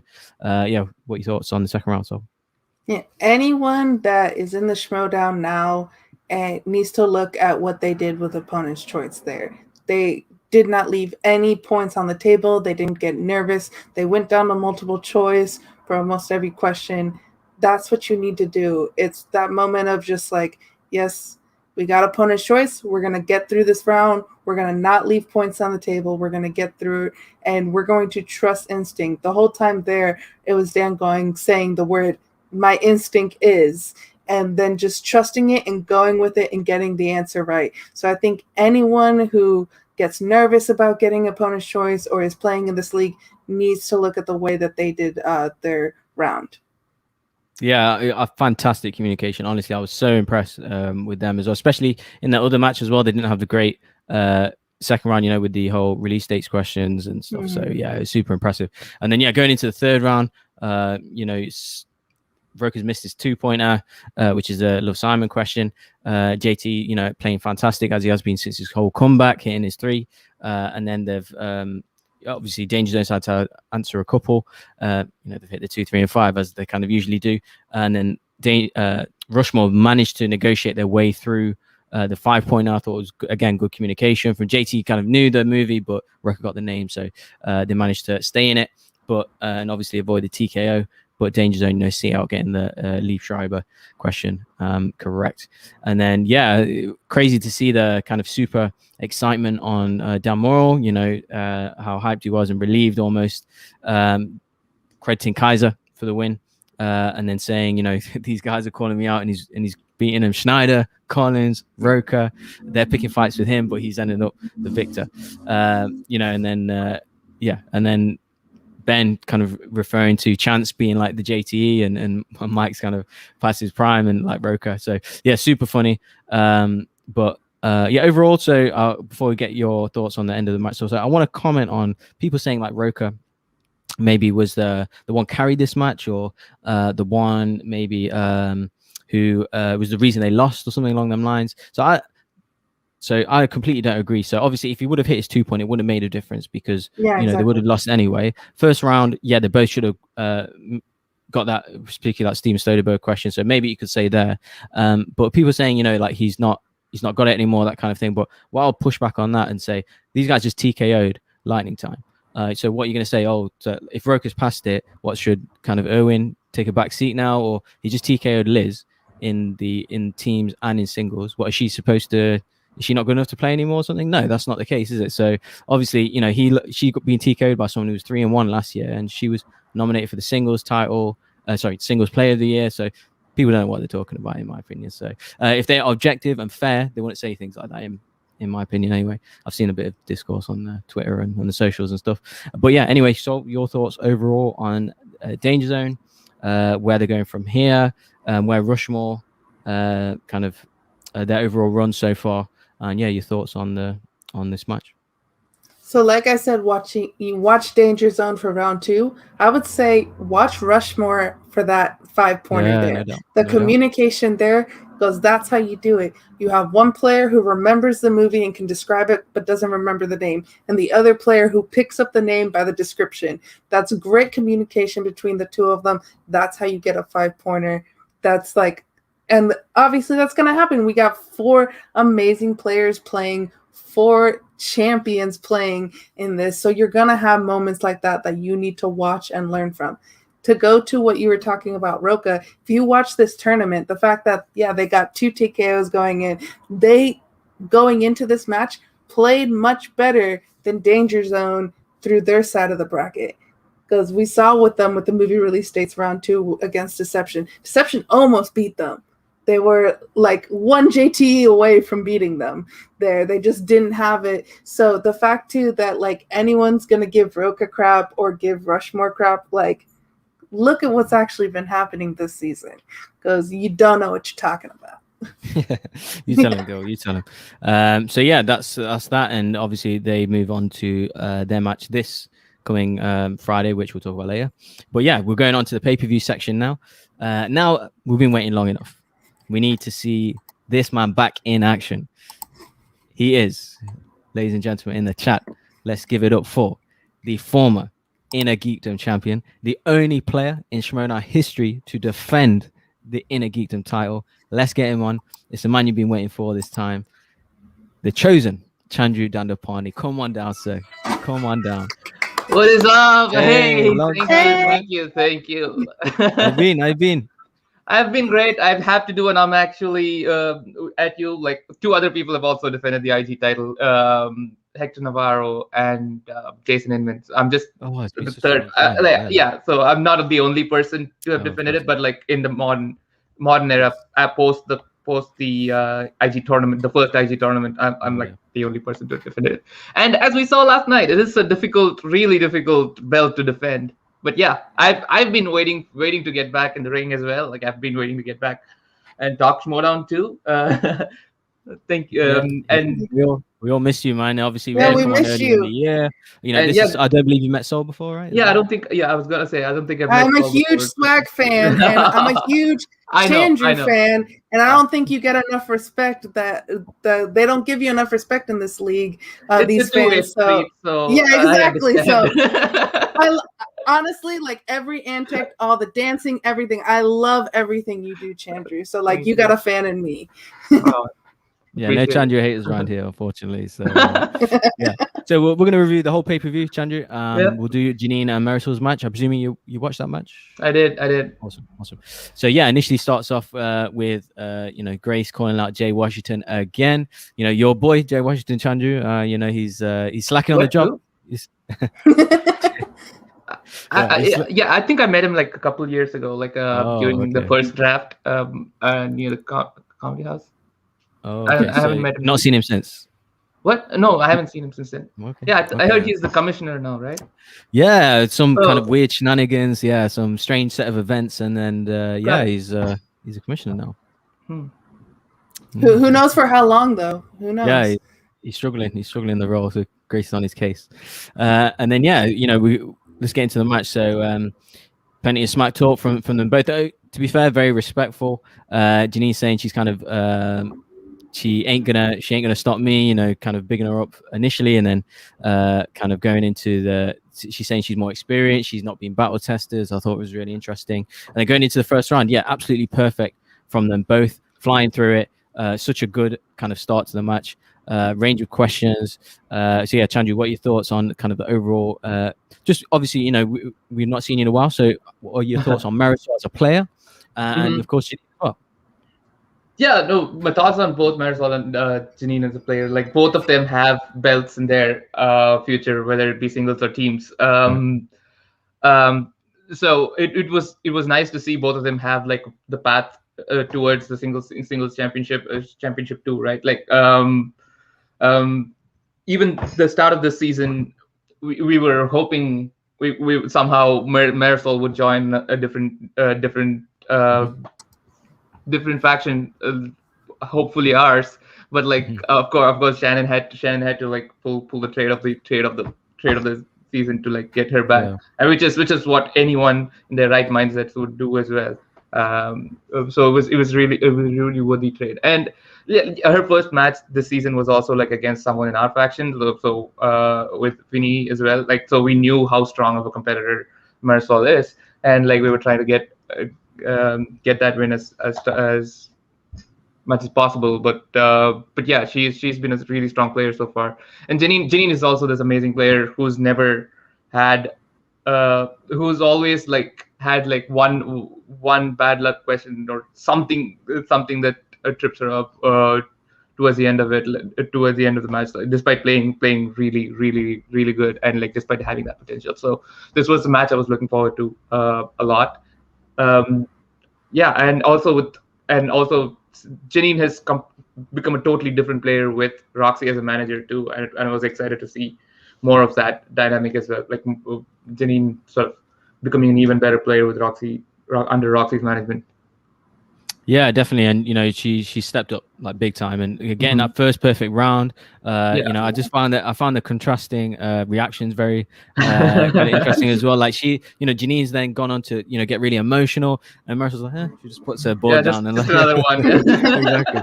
But what about you? So any thoughts? So overall thoughts on the first round, and Jeannine's reaction after that, I thought, and then Roxy's reaction, I thought was so sweet because at first I thought she was actually like just joking because they spun opponent's choice for Marisol, and she's wiping away the tear. I thought it was in reference to the spinning opponent's choice, and she's going to give them a tough thing. But no, it was genuine about how well Jeannine was playing. Yeah, no, that was the moment there. I'm gonna tell you guys, like honestly, like I cried a bunch through this whole match because I got emotional just watching like these two incredible women play at the top of their game, and this is like something that like we need in this league, and like we need to not just like look at them as women, but look at them as top tier competitors.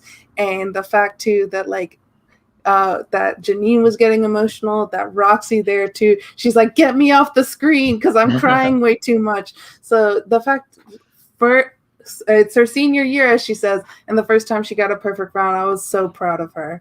I was so proud of the both. Yeah, both minorities as well. Like, I was gonna say, is this like probably the first match with two women of color playing against each other? Probably, right? Yeah, probably. Well, there isn't many, so to think about. So yeah, I think the first of two males is probably the Star Wars thing with Ace and Andrew DeMolanta, right? Yeah, I mean, we spoke about that a few times with Chandru, I think before. So I think Rocha's played JT. Erwin, JT. There's been a few, obviously. Chance played Jeannine, so there has been a few, but a handful. So yeah, hopefully we'll get more of that. And Jungle Prayer in the chat saying feels weird to see Chandru out of kayfabe. So yeah, Chandru's with his friends. He's with his friends on the Ultimate Shine Out today. He doesn't, he's himself here. So we better watch out, Jungle Prayer. If you come in, ask him a dodgy question later, he might put it on you. So watch out. But yeah, and then Marisol, obviously she spawned opponent's choice, landing on they give her dance. They've had a thought about it, and it was interesting. And she kind of goes perfect again. So obviously goes multiple choice. It was obviously a bit of controversy with the whole. She didn't give the full title of the song. Chandru, your thoughts on that challenge? You've had similar challenges, not with a song, but similar. I've had similar challenges with the song too. I've had like multiple challenges. Yeah. What was it? Time of my life versus I'm having my time. I'm having the time of my life, or something like that, right? Yeah. So a part of it was in parentheses, and I had a similar match, a similar question in my first match or first one-on-one match against Brandon, where it was sweet dreams are made of this versus sweet dreams where are made of this was again in parentheses. So I was kind of penalized for giving more or giving what was inside the parentheses too. And this time the exact opposite was almost happened, right? Like Marisol was getting penalized for not giving the title, the part which was also inside the parentheses, not giving the title part which was inside the parentheses. So it was a really worthy challenge, and I'm not surprised that it went their way too. Yeah, and I'm not surprised that she's gone perfect the rest of the round as well. So they gave her opponent's choice. Only goes multiple ones. Like, what weakness has this girl got? I mean, such a strong all-rounder. I think she could play IG as well, because I'm pretty sure she landed a Lord of the Rings round against Vinny, right? So I think she went, if I remember right, she went 5 or 6 out of 8 with like a 2-point steal or something like that. Okay. Yeah, but she's pretty strong in a lot of the IG categories too, and which will come in handy in singles. Definitely going forward as well. Absolutely. Jeannine's on next. She's stuck on Frank Capra. She's done fantastic, gone perfect in that round. And one of the questions, Sol, was a movie that you reviewed right this week was Mrs. Smith Goes to Washington. So give us a quick review and what are your thoughts on that round from both players. Yeah, I was surprised that she stuck with Frank Capra because I wouldn't think like, oh, this is that many that would people who are a little bit younger would stick with, but like the fact she stuck with it, she went perfect. And I was just like, I know the answer to that question. I just watched that movie. I loved Mr. Smith Goes to Washington, and now Boggs is giving me all of the Jimmy Stewart movies to watch. So now, like, I will be educated. Thank you, Boggs. Yes, favorite actor of all time, by the way. That is so yeah, I love the guy. And then they ended the the in between. Roxy, almost losing it with how well Jeannine's playing. This is your year. Gave her the great team talk. And then Shannon's kind of. Going back on Marisol saying you're unstoppable. So really tense going into the round. Obviously Marisol hitting a 2, 3, and 5, and then it comes down to Jeannine hitting a 2 and a 3, and then that 5. It was like it was a bit. It was hard to watch. Let's just say. So yeah, she's not hit the Hunt for Red October question, and she's unfortunately lost the match, and really surreal. Like she's played so good. It was painful to see. But yeah, Chandru, what are your overall thoughts on the kind of third round and how the events unfolded? And I'm missing that question. Which again goes to show like how much separates the winning and losing in this, especially in this match, right? Like it's a razor's edge difference between the two players.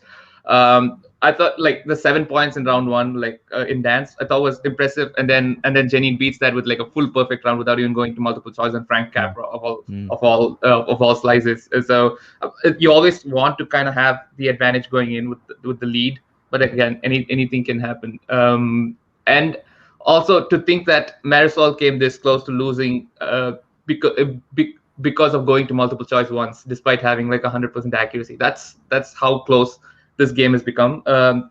You almost want to hit an 8 out of 8 in round 2 and perfect in round 1. It's almost a given now, and this kind of shows us why both of these players, both of these women are on the path to the championship as well. And yeah, it was definitely a heartbreaking 5-pointer too. Jeannine has been there like so many times where she even goes into the round 3 with the lead and just has like this bad luck with the Scott Glenn 5-pointer this time, or like during her match against Chance, she had a similar tough 5-pointer, and she came this close to winning Manager Bowl, the 5-way, like against McQueenie and Rocha and Zipper and Stacy in that match too. So it's about to it'll break her way sometime soonish. Like her new team is also like some really exciting, and I'm.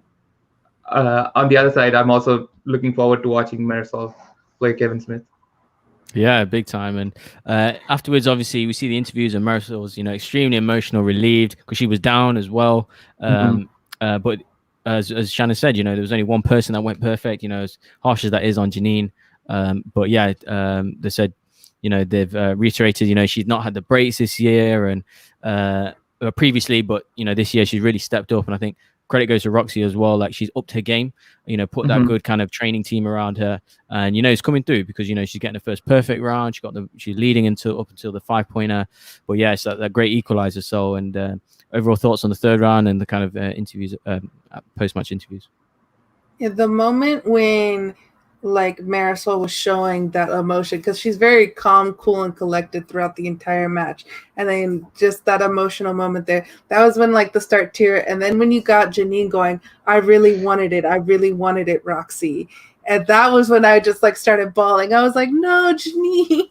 And like Jeannine, Roxy, and Jen were all getting emotional. Yeah, they were all and the fact too, Marisol had a Clark Wolf moment when Clark Wolf said, no women's league, we are the league. And the fact too is just like, it wasn't just 2 women playing, it was 2 elite players playing. And so like that, I was like, that stuck with me so much. And I hope that people really look at that, and like the fact too that these women belong in this league and that these women are great players. And anyone who's going to look at Jeannine, because people doubt Jeannine all the time, say she's not a good player, say that she's overrated, look at this match if you still continue to say that, you're dumb in my eyes. You're dumb, and pretty much just like go home. I know Christian still probably wants your views, but no, go home. Because she is absolutely amazing, and she did amazing this time, and so I was emotional watching it as well. Yeah, if you got nothing nice to say, just keep it to yourself. Right? That's the way I see it. So yeah, anyway, the match finishes, and then we get like a in between, news update where. Well, not a news update, but like a kind of statement, pre-prepared statement by the android Andreyko. He confirms that he's retiring from the league. And so Chandru, overall thoughts on Andreyko, kind of his legacy, what this means for the team situation, what's going on with there. What your give us your thoughts on that? He's like one of my favorite players to watch. He's like so unapologetically himself when playing the game, and sort of his snides and jokes while playing the game. I love watching Andreyko play, and he's been in since season 3 without taking a break at all, right? So one of the OGs, if you will, of the game, and he has played for the singles title and like multiple times teams title winner and all that too. I'm kind of really sad that he wouldn't be here, that he's retiring, but like we'll see. A lot of people who had retired in the past have come back, so I'm hoping when he has a little bit more of a flexible schedule, like he can come back. He can come back as well. It's a big loss for the league as a whole, losing Andreyko. Yeah, definitely a big blow. And like you said, he has played in different iterations of the league several times. And he's current team champion, so everything's up in the air. So, Sol, overall thoughts on Andreyko?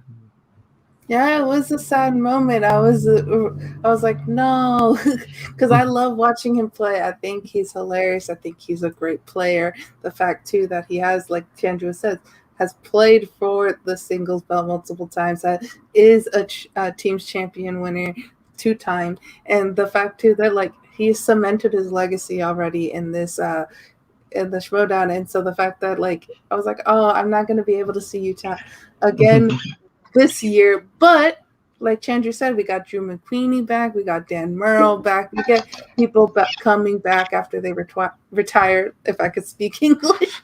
So it's pretty much like I was just like, I hope so. And the fact too, in his statement too, he said he still loves the Schmoedown and he's going to try to come back. So I already see that probably in the future we'll get him back.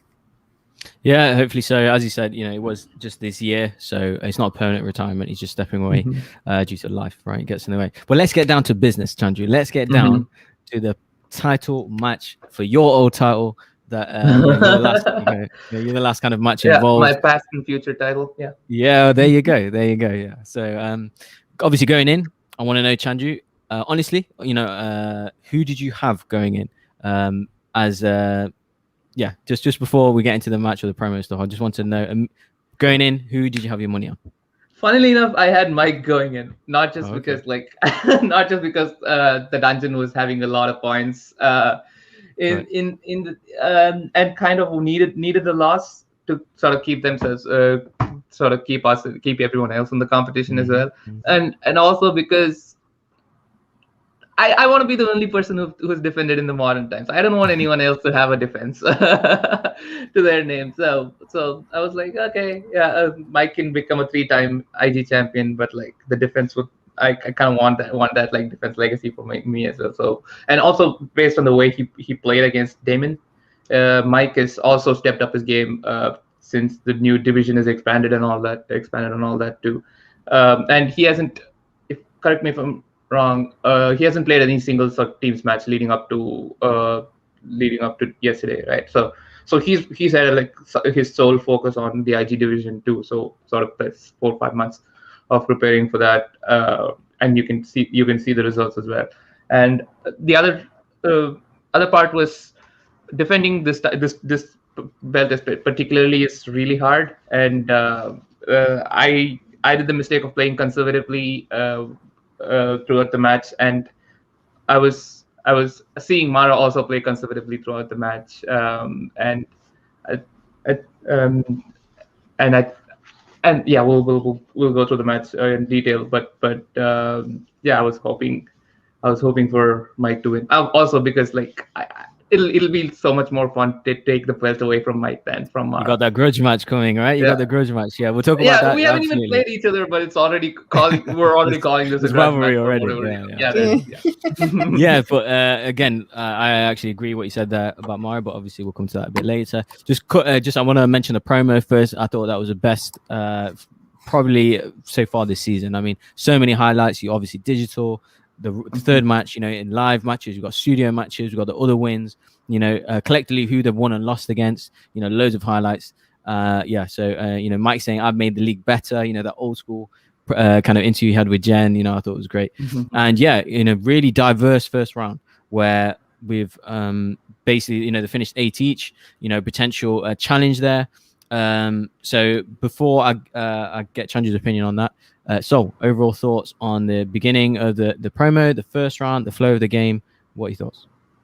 Yeah, seeing the promo, I love the promos that go through the history of players. And it's like, here's the beginning, here's where they are now. Like, those are always just like, yeah, this is what I love in sports. So the fact that we got to see all of that. And then also I want to talk to you a little bit about one of the cutscenes up from a previous match this week, of the fact that you had Mara and Mike together, and Mara was just talking about baking the entire time, and Mike was like, no, we're talking about the match, I'm gonna beat you, all this. And she's like, but what about this cake, the 7-layer cake that I'm gonna make? And like, oh, do you have the brownies that I sent you? And like, just the fact too that came to play a little bit later too at the end. So the fact too that like Mara was just like, but baking.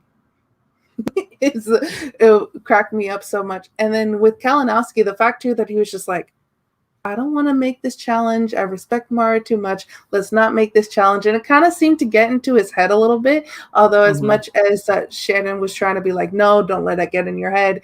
And the fact too that later on he said, oh, if it was Chandru, I would have challenged, but because it's Mara, I'm not going to challenge him. So I want to ask Chandru, when he said that later, like, oh, if it was Chandru, I would have challenged. What was your thoughts on that?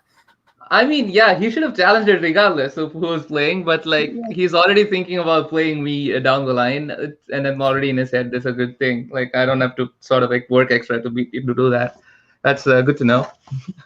But it was interesting to see sort of like the type of questions each of them were missing. Like there was no question that both of them missed, right? Other than in round one particularly, it was each of them like gaining an edge in the different categories and all that too.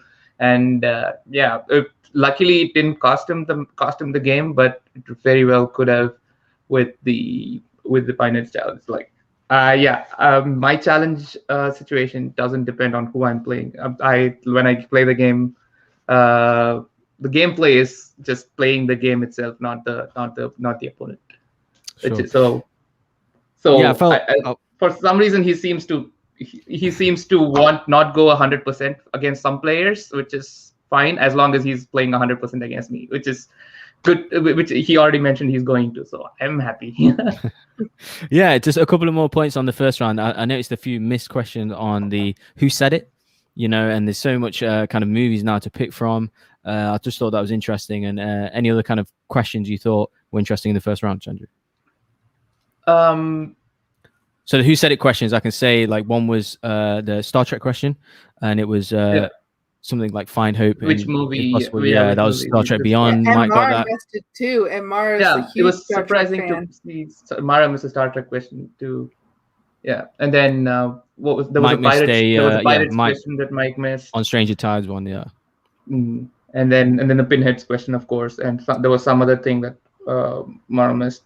Right, I don't remember. Batman Returns question. Yeah. Oh, again, like a quote.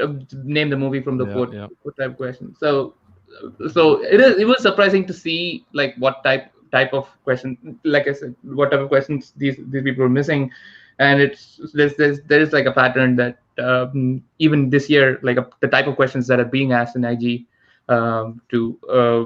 because there were more movies, you kind of go to some similar wells again and again, and also the who said it questions get deeper and deeper because like some of these movies start to blend together because like it used to be 180 movies and now it's like 300 movies, right? And yeah, it's hard to like keep them all straight in your head. Yeah, and then moving on to round 2, Kalinowski lands DC. You know, he said it was fate, right? He said it was because he played fair. You know, it kind of equaled background, and yeah, and you know, he does as he normally does, but he doesn't go perfect this time. You know, he did have to go multiple choice. He didn't miss a question, which obviously got stolen by Mara. But overall thoughts on Kalinowski's go in the second round there, landing on DC, Chandru? Yeah, I'm surprised he even like thought for a while whether to keep it or not, which I'm surprised by. Like, but again, based on how he played, maybe he hasn't like revisited DC in a while, in order to focus on other divisions, other slices, right? So it kind of made sense, especially based on like how he was playing. And DC tends to go deeper than some of the other slices too, and we saw that. So that I was a little surprised by. And what did he end up going? 7? He ended up getting 7 points, right? Yes, he got 7, so he missed the Shazam question. What was the line in 2. Shazam? Yeah, that kind of thing. So what name did he give him or something? So, yeah. What name did Freddy give him? And that's like a tricky question too, because like throughout the course of the movie, Freddy gives him like 20 something different nicknames, and like based on the context, based on the scene, there's a different name too. I think that's why he got a little tripped up again. But yeah, overall impressive round from Mike. Again, we're seeing round 2's also like getting a little bit more difficult, especially in the sizes that already existed. Yeah, and then then Mara's landing on Transformers. Obviously without her manager, you know. Guys turned his camera off or something. Which is funny because Christian could see him, but no one else could. So I don't know how that worked. Yeah. God knows, tech issues. And then she goes. I think so end of the round finishes 16-15. She did miss the last question. She went multiple choice on her second one as well. She also went the year. Right? Yeah, so she missed the year of the Transformers movie, or what year it occurred in the movie. I want to know, Chandru, did you know that answer? Honestly, come on. What? I played along. I played along and I did great. I'm playing on both of their round 2s. I did great. Okay. So what are your thoughts? Not letting out any secrets. So please, your thoughts overall, round 2? Overall, it was really exciting to see. Sorry, so good. Oh, good. I was gonna say Mike kind of did a little self-fulfilling prophecy there. He was just like, "Oh, should I do DC? There's gonna be some deep questions that might trip me up," and then there were some deep questions that tripped him up. So it's kind of like I was like, "Where is his mindset here? He's not at the killer mindset at the moment. He didn't do that challenge in round 1. He's kind of worried about DC. You don't see that previously. Where like the match against Alex, he was very much in killer mode, and I was like, he's not in killer mode right now, not yet. And so I was very worried about where's Mike's head at." Yeah, and then we go to round 3. This is the kind of biggest turning point in the match. Really fascinating. It was the question was, what drink does Aquaman ask for in the bar in the Justice League? They both get it right. But Kalinowski's gone for 3 and Mara's gone for 1. That was the biggest I was literally shocked when it turns around and she said 1, because she was in the lead, only going 1. It's a DC question. Mike is going to go 3. So yeah, it was really surprising. But yeah, what do you think, Chandru? Like you said, playing conservative maybe cost of the match potentially. Yeah, I think if she had, it's hard to tell because how the match ended, but playing conservative, I was a little surprised, especially based on their code words. It seemed like Kaiser was suggesting 3. Okay. And I was like, wait, what? Okay, so of course Mike would also go 3, right? Because at that point Mike was behind by just 1 point, if I remember right. Yeah, she was 1 ahead. She was 1 ahead. Mike was just behind by 1 point, and the smart play, because I got burned by just betting 2 points in my betting round instead of 3, and Mike did not do that, despite like him sort of missing one DC question and like going to multiple choice on a different one, he still like bet all 3 points, and Mara for some reason just bet one. It's just again what you do during the time, especially when you have a slight lead, you kind of want to hold on to that lead as much as possible, but also you want to play conservatively. So it's her choice at the end of the day, and maybe she was playing along with Mike's questions and wasn't confident betting 2 or 3. So it's not my place to judge. But yeah, that I was really surprised by. Yeah, definitely. So obviously round 4 they went 10 for 10, so we're not going to go through that. So please tell me your opinion on that third round. Yeah, the third round is where the killer came out. He basically was like, I'm going bigger, going home. And so he's like, Donatello 3? Yep, let's go 3. Donatello. And yeah, and the fact that Kaiser, it seemed like he was telling her, do you want to go 2 or do you want to go 3? That's what I thought those code words were. And he goes, but it's up to you. And the fact that she bet 1, that was the most surprised that I was in this match. I was like, 1, really? But then she kind of gave that moment too about like damn betting 0. So maybe she just didn't have that confidence. Maybe she was playing around. We'll never know exactly what was going on in her head, because obviously as a player you don't want to give those secrets away. Yeah, definitely. And going into the last round, dramatic stuff, Mike's 1 ahead. So Mike hits his 2 and his 3, the Predator Chain Black question and Mad Max when it was released in the US. Mara's hit her 2-pointer, Johnny Storm, Chris Evans question, the Jerry Kravitz, Mary Jane, and Into the Spider-Verse, and then that 5-pointer. So I don't know about Chandru, so obviously we'll ask your opinion, but I was playing, like, I didn't know, right? So I was looking at IMDb and I was like, okay, which character is this? And I'm scrolling. I'm like, where is this? He's like the last, I've gone through like 20 characters and then he's there. I'm like, wow, that's asking some deep stuff here. The movie on IMDb is rated like 2.1 on IMDb, so it's a really bad movie. It's like the 20th character. I mean, wow, that's a deep cut.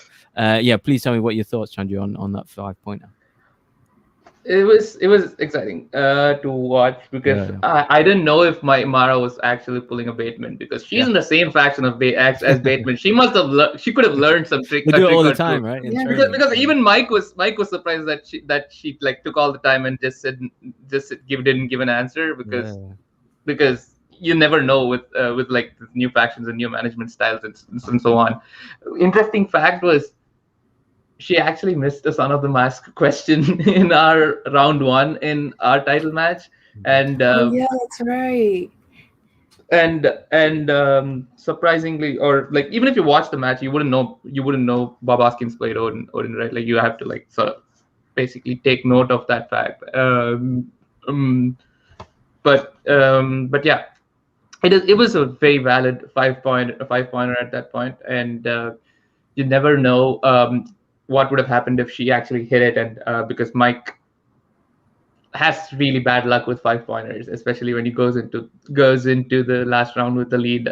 We saw that with the chance match last season with Mara, even Mara against Mara in the first time. So luckily it didn't come to that, the lead and the betting rounds, because of the lead in the betting round. But a great game by both of them, and also like we saw kind of both. I know I feel bad. I was feeling like I was missing out, because if I had played the same way I was playing my defense match, I would have won against either of them, right? Like, because even after like first 2 rounds, there was already like more misses than what happened during our entire match. So I was just like feeling missed out of not playing, but like so hopefully soon I get to play. Yeah, so they made an announcement on that. Obviously we'll cover that, but I just wanted to know Saul's thoughts on that dramatic third round, and then kind of tears from Mike and Shannon, him being the first 3-time IG champ and setting records. So what are your thoughts on the 5-pointer as well? Yeah, when Mara said, I don't know it, and Mike still like, it took him like a second to process it, because like his face still was like in And then it went to a complete moment of disbelief. Like, no way did she just say she doesn't know the answer. She didn't try to say something. She just was like, nope, congratulations, Mike. And just the fact, too, that, like, he got emotional there, the pure, like, looking at his face. And I was just like, oh, this would have been so good to see in a studio. That's the moments like these are always like, you want to see it in a studio. And the fact, too, like I said before, Mara talking about cake and baking and all that, and that she was eating a cupcake in the post-match, and that was all she cared about. She's got she sweet tooth, right? Big time. Right. And the pure, like, delight and surprise that there was, like, filling in the middle of the cupcake, too. Like, that was one of the cutest moments.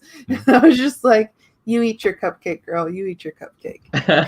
Yeah, one thing I'm missing from Mike is them leather jackets they used to wear. I know it's kind of, you can't wear it at home, but, you know, I think it's, I remember, you need the jacket, yeah, I remember showing my friends who don't watch Schmoedown, I'm trying to get them into it. I remember showing them old Mike matches because, you know, he's got the 2 belts, he's got the jacket, he's got Chance on one side, Shannon's the other. It looks the part, right? Yeah. So I do miss them jackets they wear.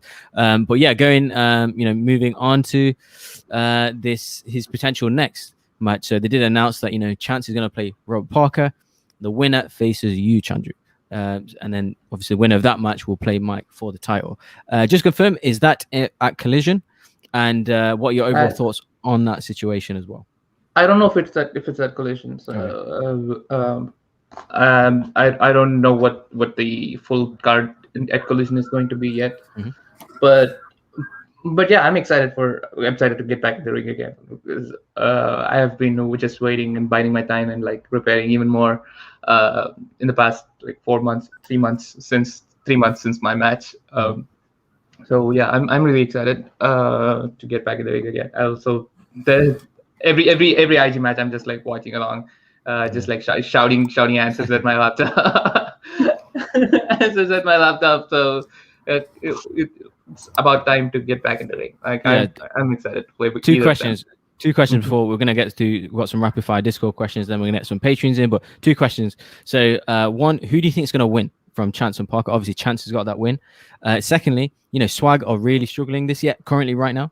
You know, it's seemingly, you know, looking at it. It's the beginning of the season. It is still early. You're not halfway through yet. So it's only been 3 months since the season started. Looking at the Swag squad, you know, it is top heavy, you know, with yourself, with I'd say Ayama.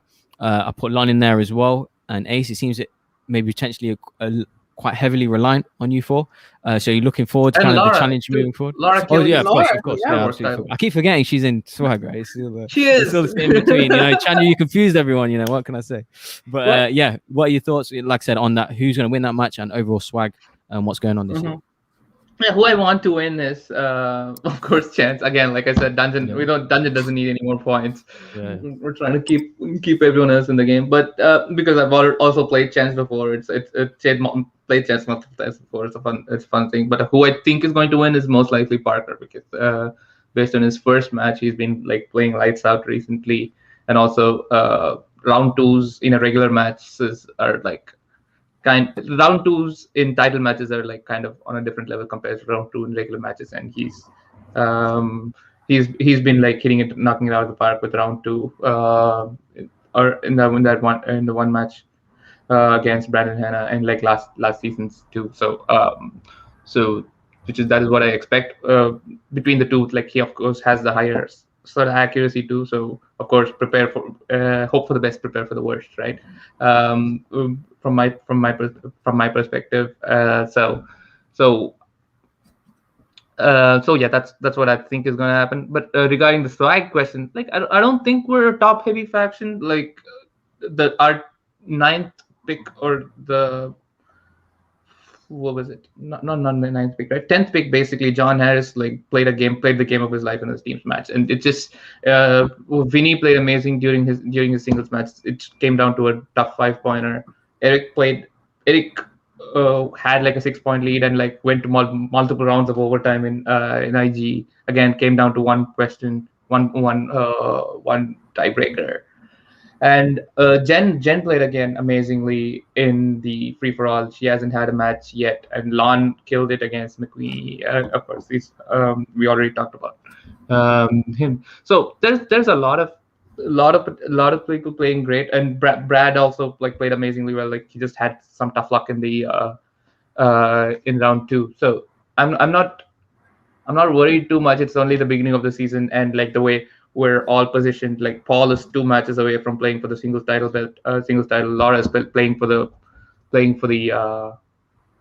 Star Wars title. Like I'm 1 match away from playing for the IG title again. So, and because title matches are like worth so much more, we're gonna rack up the points like sooner, more fast because like we're all set up on our paths. And Ace is gonna run through the tournament. We know who he is, and because that's what Upset he does. City, He's baby. a tournament boy. Yeah, exactly. As usual. But yeah, you're making a lot of swag fan sweats, I think, maybe at the moment. So speaking of swag fans, so any final question for Chandru, and you can go ahead with the Discord questions as well if you've got anything. I'll go into the Discord questions other than saying like swag, it's the beginning of the year. Look at what happened with Corruption last year. So I can see swag at the top. And just as Chandru said, we have title matches to play, and the fact too that Ace is going to win the Star Wars division like he did before, the fact that he's playing in that and not getting like another thing to the belt immediately, like come on, because he's already shown his worth, and I know people are going to still doubt his skill, and so it's just going to be Upset City all day. So I'm here for swag. And he almost got his title shot just waiting as well. Exactly, yeah. Time question, yeah. Yeah, go ahead. But going into the Discord questions, we have from Jeremy Miller going, besides the floss, what's your favorite dance move? I don't like. Yeah. There's so many. There isn't like one single move. I just end up like freestyling most of the time. There isn't like a single dance move. But like if I have to say, I'll like go stereotypical and say the Bhangra. You might have to explain what that is. Yeah. So it's the whole Punjabi dance where it's hard to explain while sitting down. It's like Bollywood style dance framework, isn't it? So Bollywood style dance. That's awesome. And then we have from Malcolm going, do you ever find it difficult to balance studying for the Schmoedown and your rocket science work in life?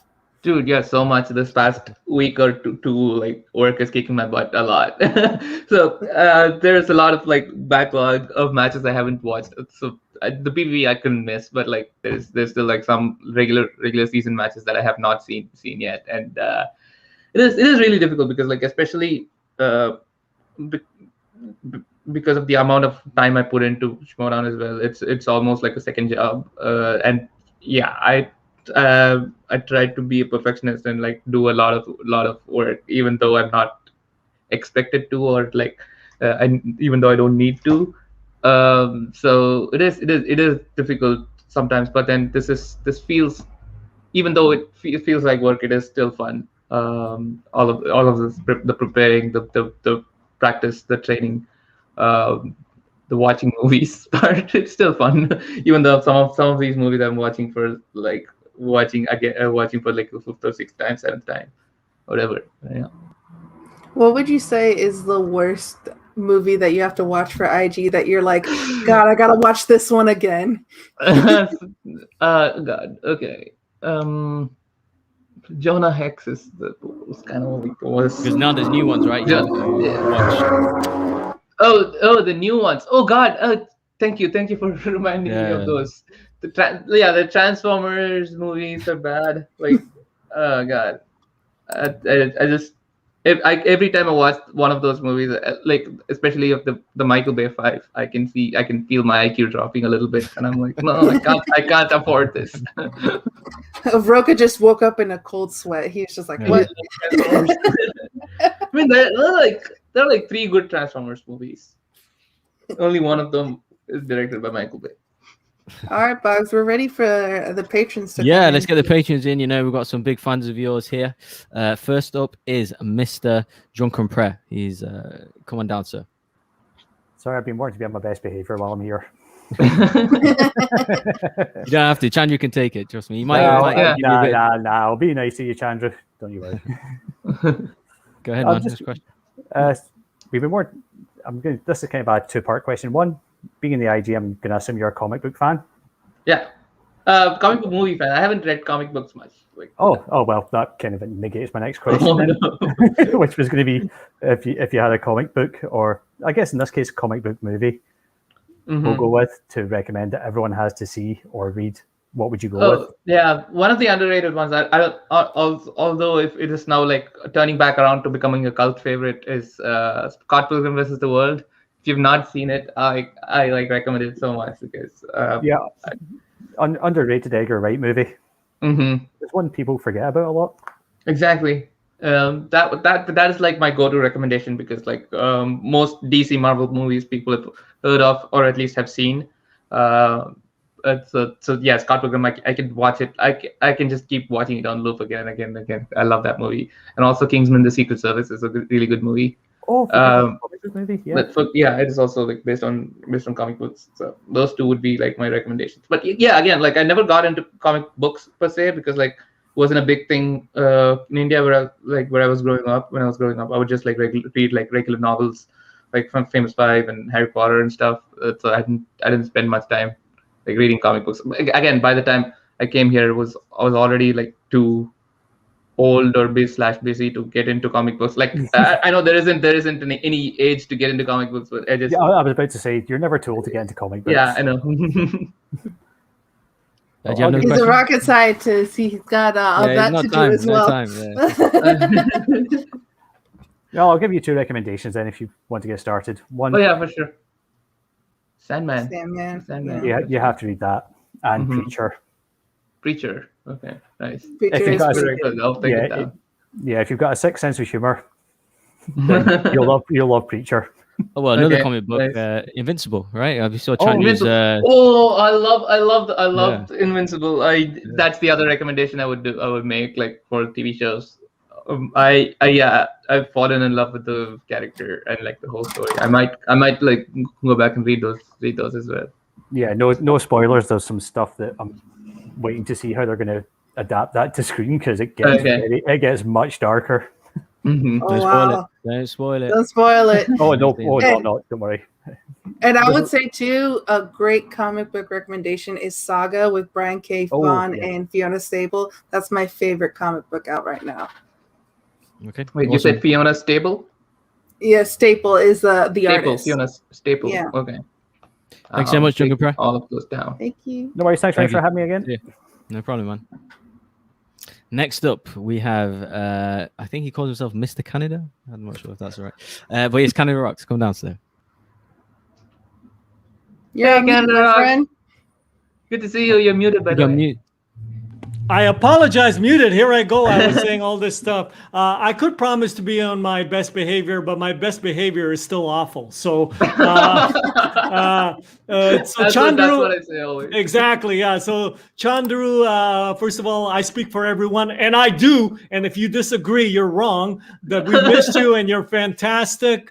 And I'm so glad you got a match coming up. And you are the future 2-time champion. That's all I'm going to say. Thank you. And before I go on to my question, I got to say, for a while, you probably know this. I was obsessed with Chaya, the Chaya sequence, the train sequence from the film. Do you know the one I'm talking about? That's like one of my favorite dance moves too. Just except it would be really difficult to explain. Just Google Bollywood train dance for anyone interested in it. There's a whole choreography on an actual moving train, no CGI. It's friggin' awesome. I used to be obsessed. Yeah. Anyway, so here's my question.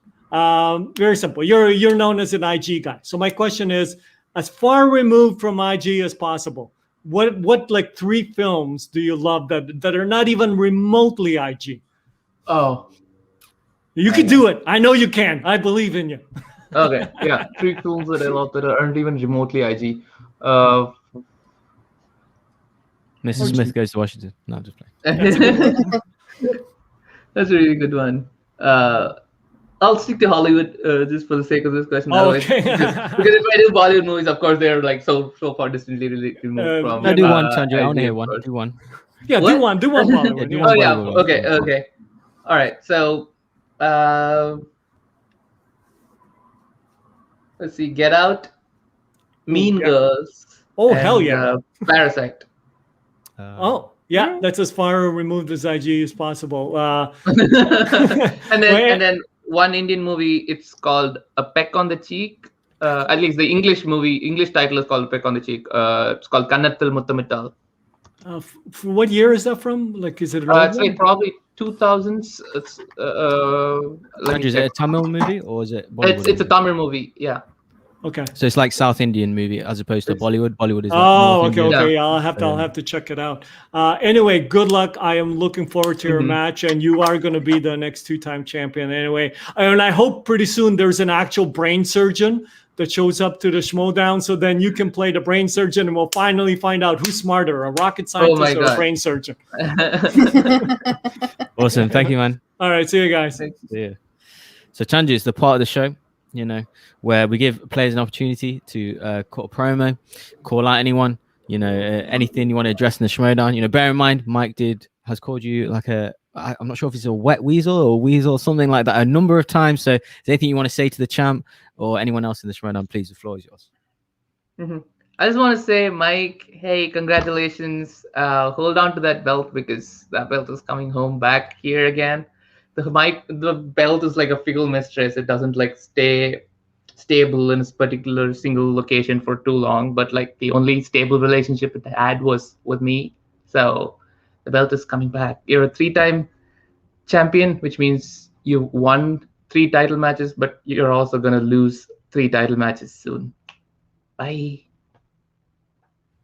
Damn. He's back, ladies and gentlemen. He's back. Can't wait for your next match, Chandru. Yeah, so anything you want to plug? Obviously you got fans around the world in where you're from, in Coimbatore and Tamil Nadu. Any people you want to shout out or anything like that, please? Not much. Just get your vaccines if you haven't already, because India's struggling right now with COVID cases. Like they've gone into like larger lockdowns again. So if you can get your vaccines, and also if you have the means, and if you want to donate to some charities in India trying to get vaccines and PPE to people and medical equipment to people, do so. Otherwise, you can follow me on Twitter at things, and I can also direct you, or DM me. I can direct you to resources where you can help donate as well.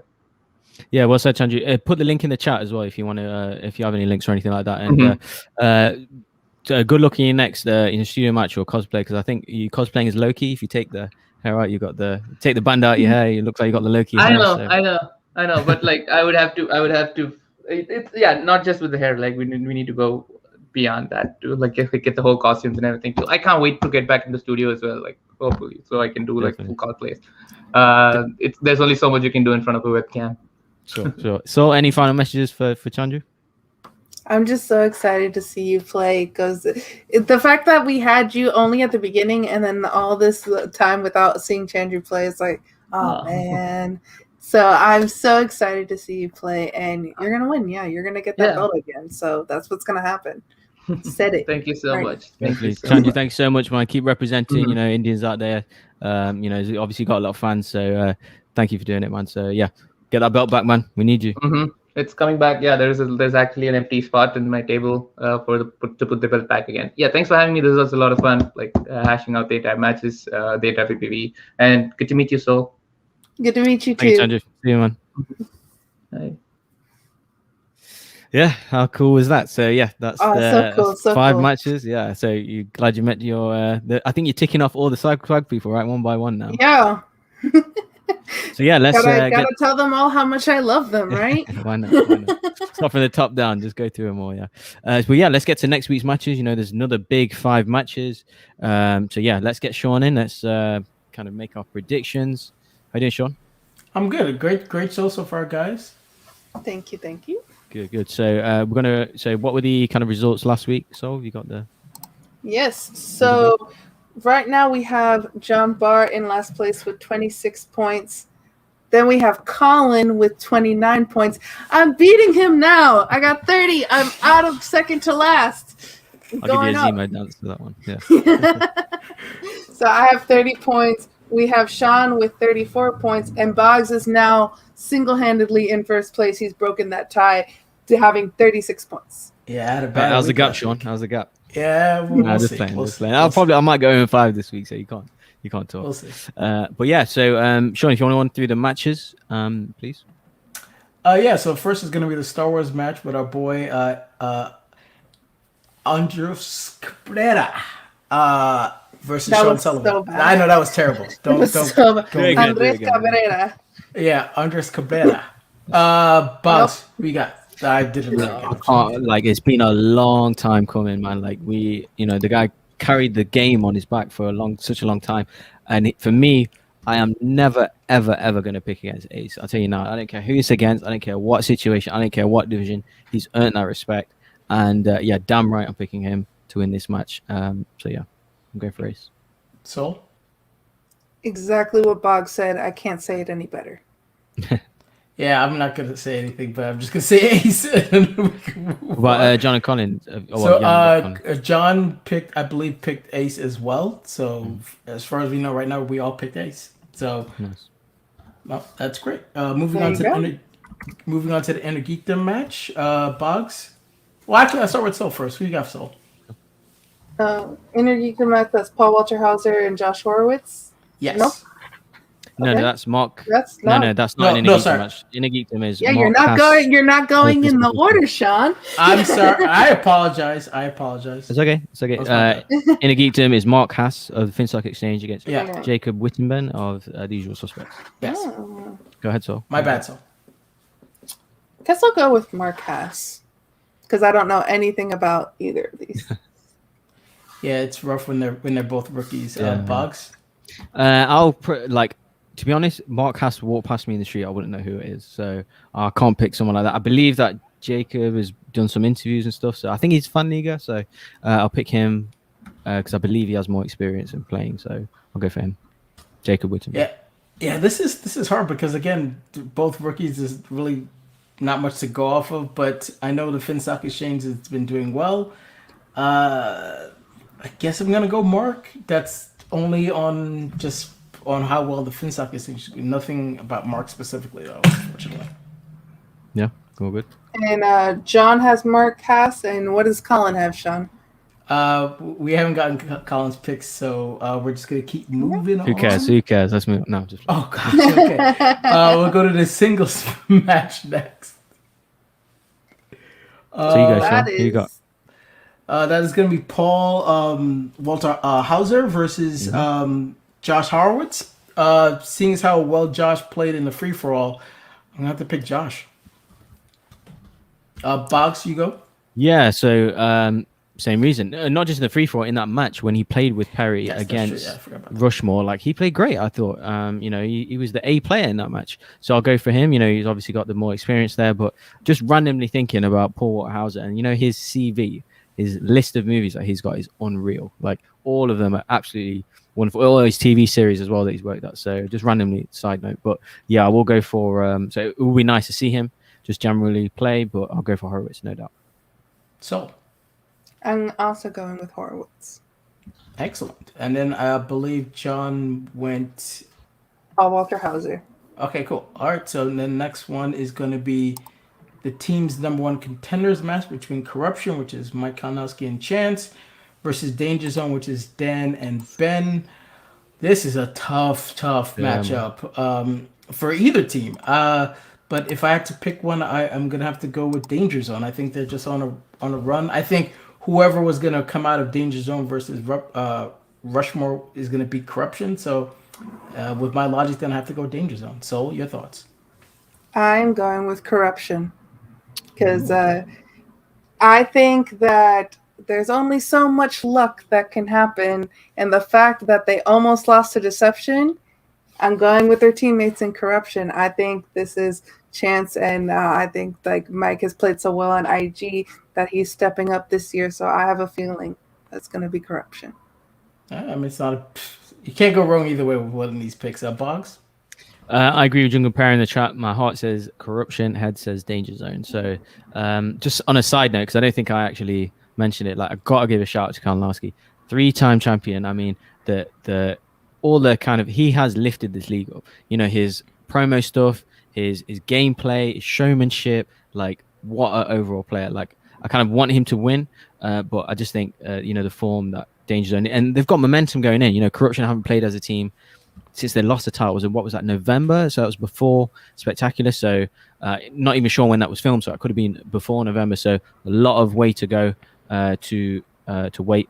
But obviously they both played single matches. But I'm going for Danger Zone because they find a way to win, and we'll see. But I think it'll be Danger Zone. John also went Danger Zone, and I just want to shout out Maria in the chat going Danger Zone -1. I guess she doesn't like Ben Bateman, so they're telling me. We'll see. A random guess. But. We'll see. And then we got the last match of the headline of next week's pay-per-view, The Odd Couple, which is Jeff Snyder and Mark and Draco. Not sure what that means, considering what the promo said. Who knows? And versus Shazam, versus the Kid and Bibiani. So even without that cutscene, I was gonna pick Shazam. So this doesn't change my mind at all. So I'm going Shazam.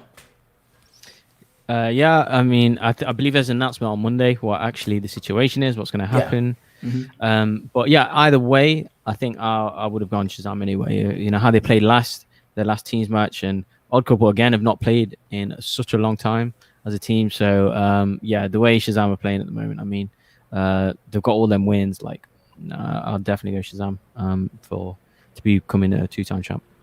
So I'm also going for Shazam. And I believe John also picked Shazam, so we're all going with Shazam. And then we'll see what happens on Monday, I guess. And we'll see what Colin's picks are, and you'll know by next we'll tweet them out. Fair enough. So you guys wrap up the show, and see you guys next time. Sure. Yeah. So, thanks everyone for watching so much. I've got a shout out, obviously, Taylor Robinson, Marie Wilson, Chandru Dhandapani. I mean, Taylor was on, it seemed like so long ago, right? Yeah. It seems like ages ago, yeah. But yeah, so anything you want to plug, anything you want to say before we head out? Yeah, our guests were absolutely lovely today, so go follow them in all of their endeavors. And then also go check out the Pop Culture Universe. Boggs and I are doing some Bad Batch reviews, and then with Sean, we're doing some trailer reactions and some other reviews. So go check that out. Yeah, absolutely. And shout out to all the Patreons as well. Thank you all so much for watching, for commenting. Drop your comments in. You get shouted out as per usual. And yeah, thanks for, like, comment, subscribe. 100% join on the Pop Culture Universe. We do Bad Batch reviews, you do trailer reactions. Come on over there if you haven't already. So yeah, thanks everyone so much for watching, and we'll see you all next week. Another 5 matches. It's been a hell of a show this week in terms of the Schmoedown. So hopefully we'll get another one, and more guests, big guests next week. So yeah, tune in. Follow us on Twitter as well for kind of any updates and things like that. So thanks everyone, and we'll see you all next week.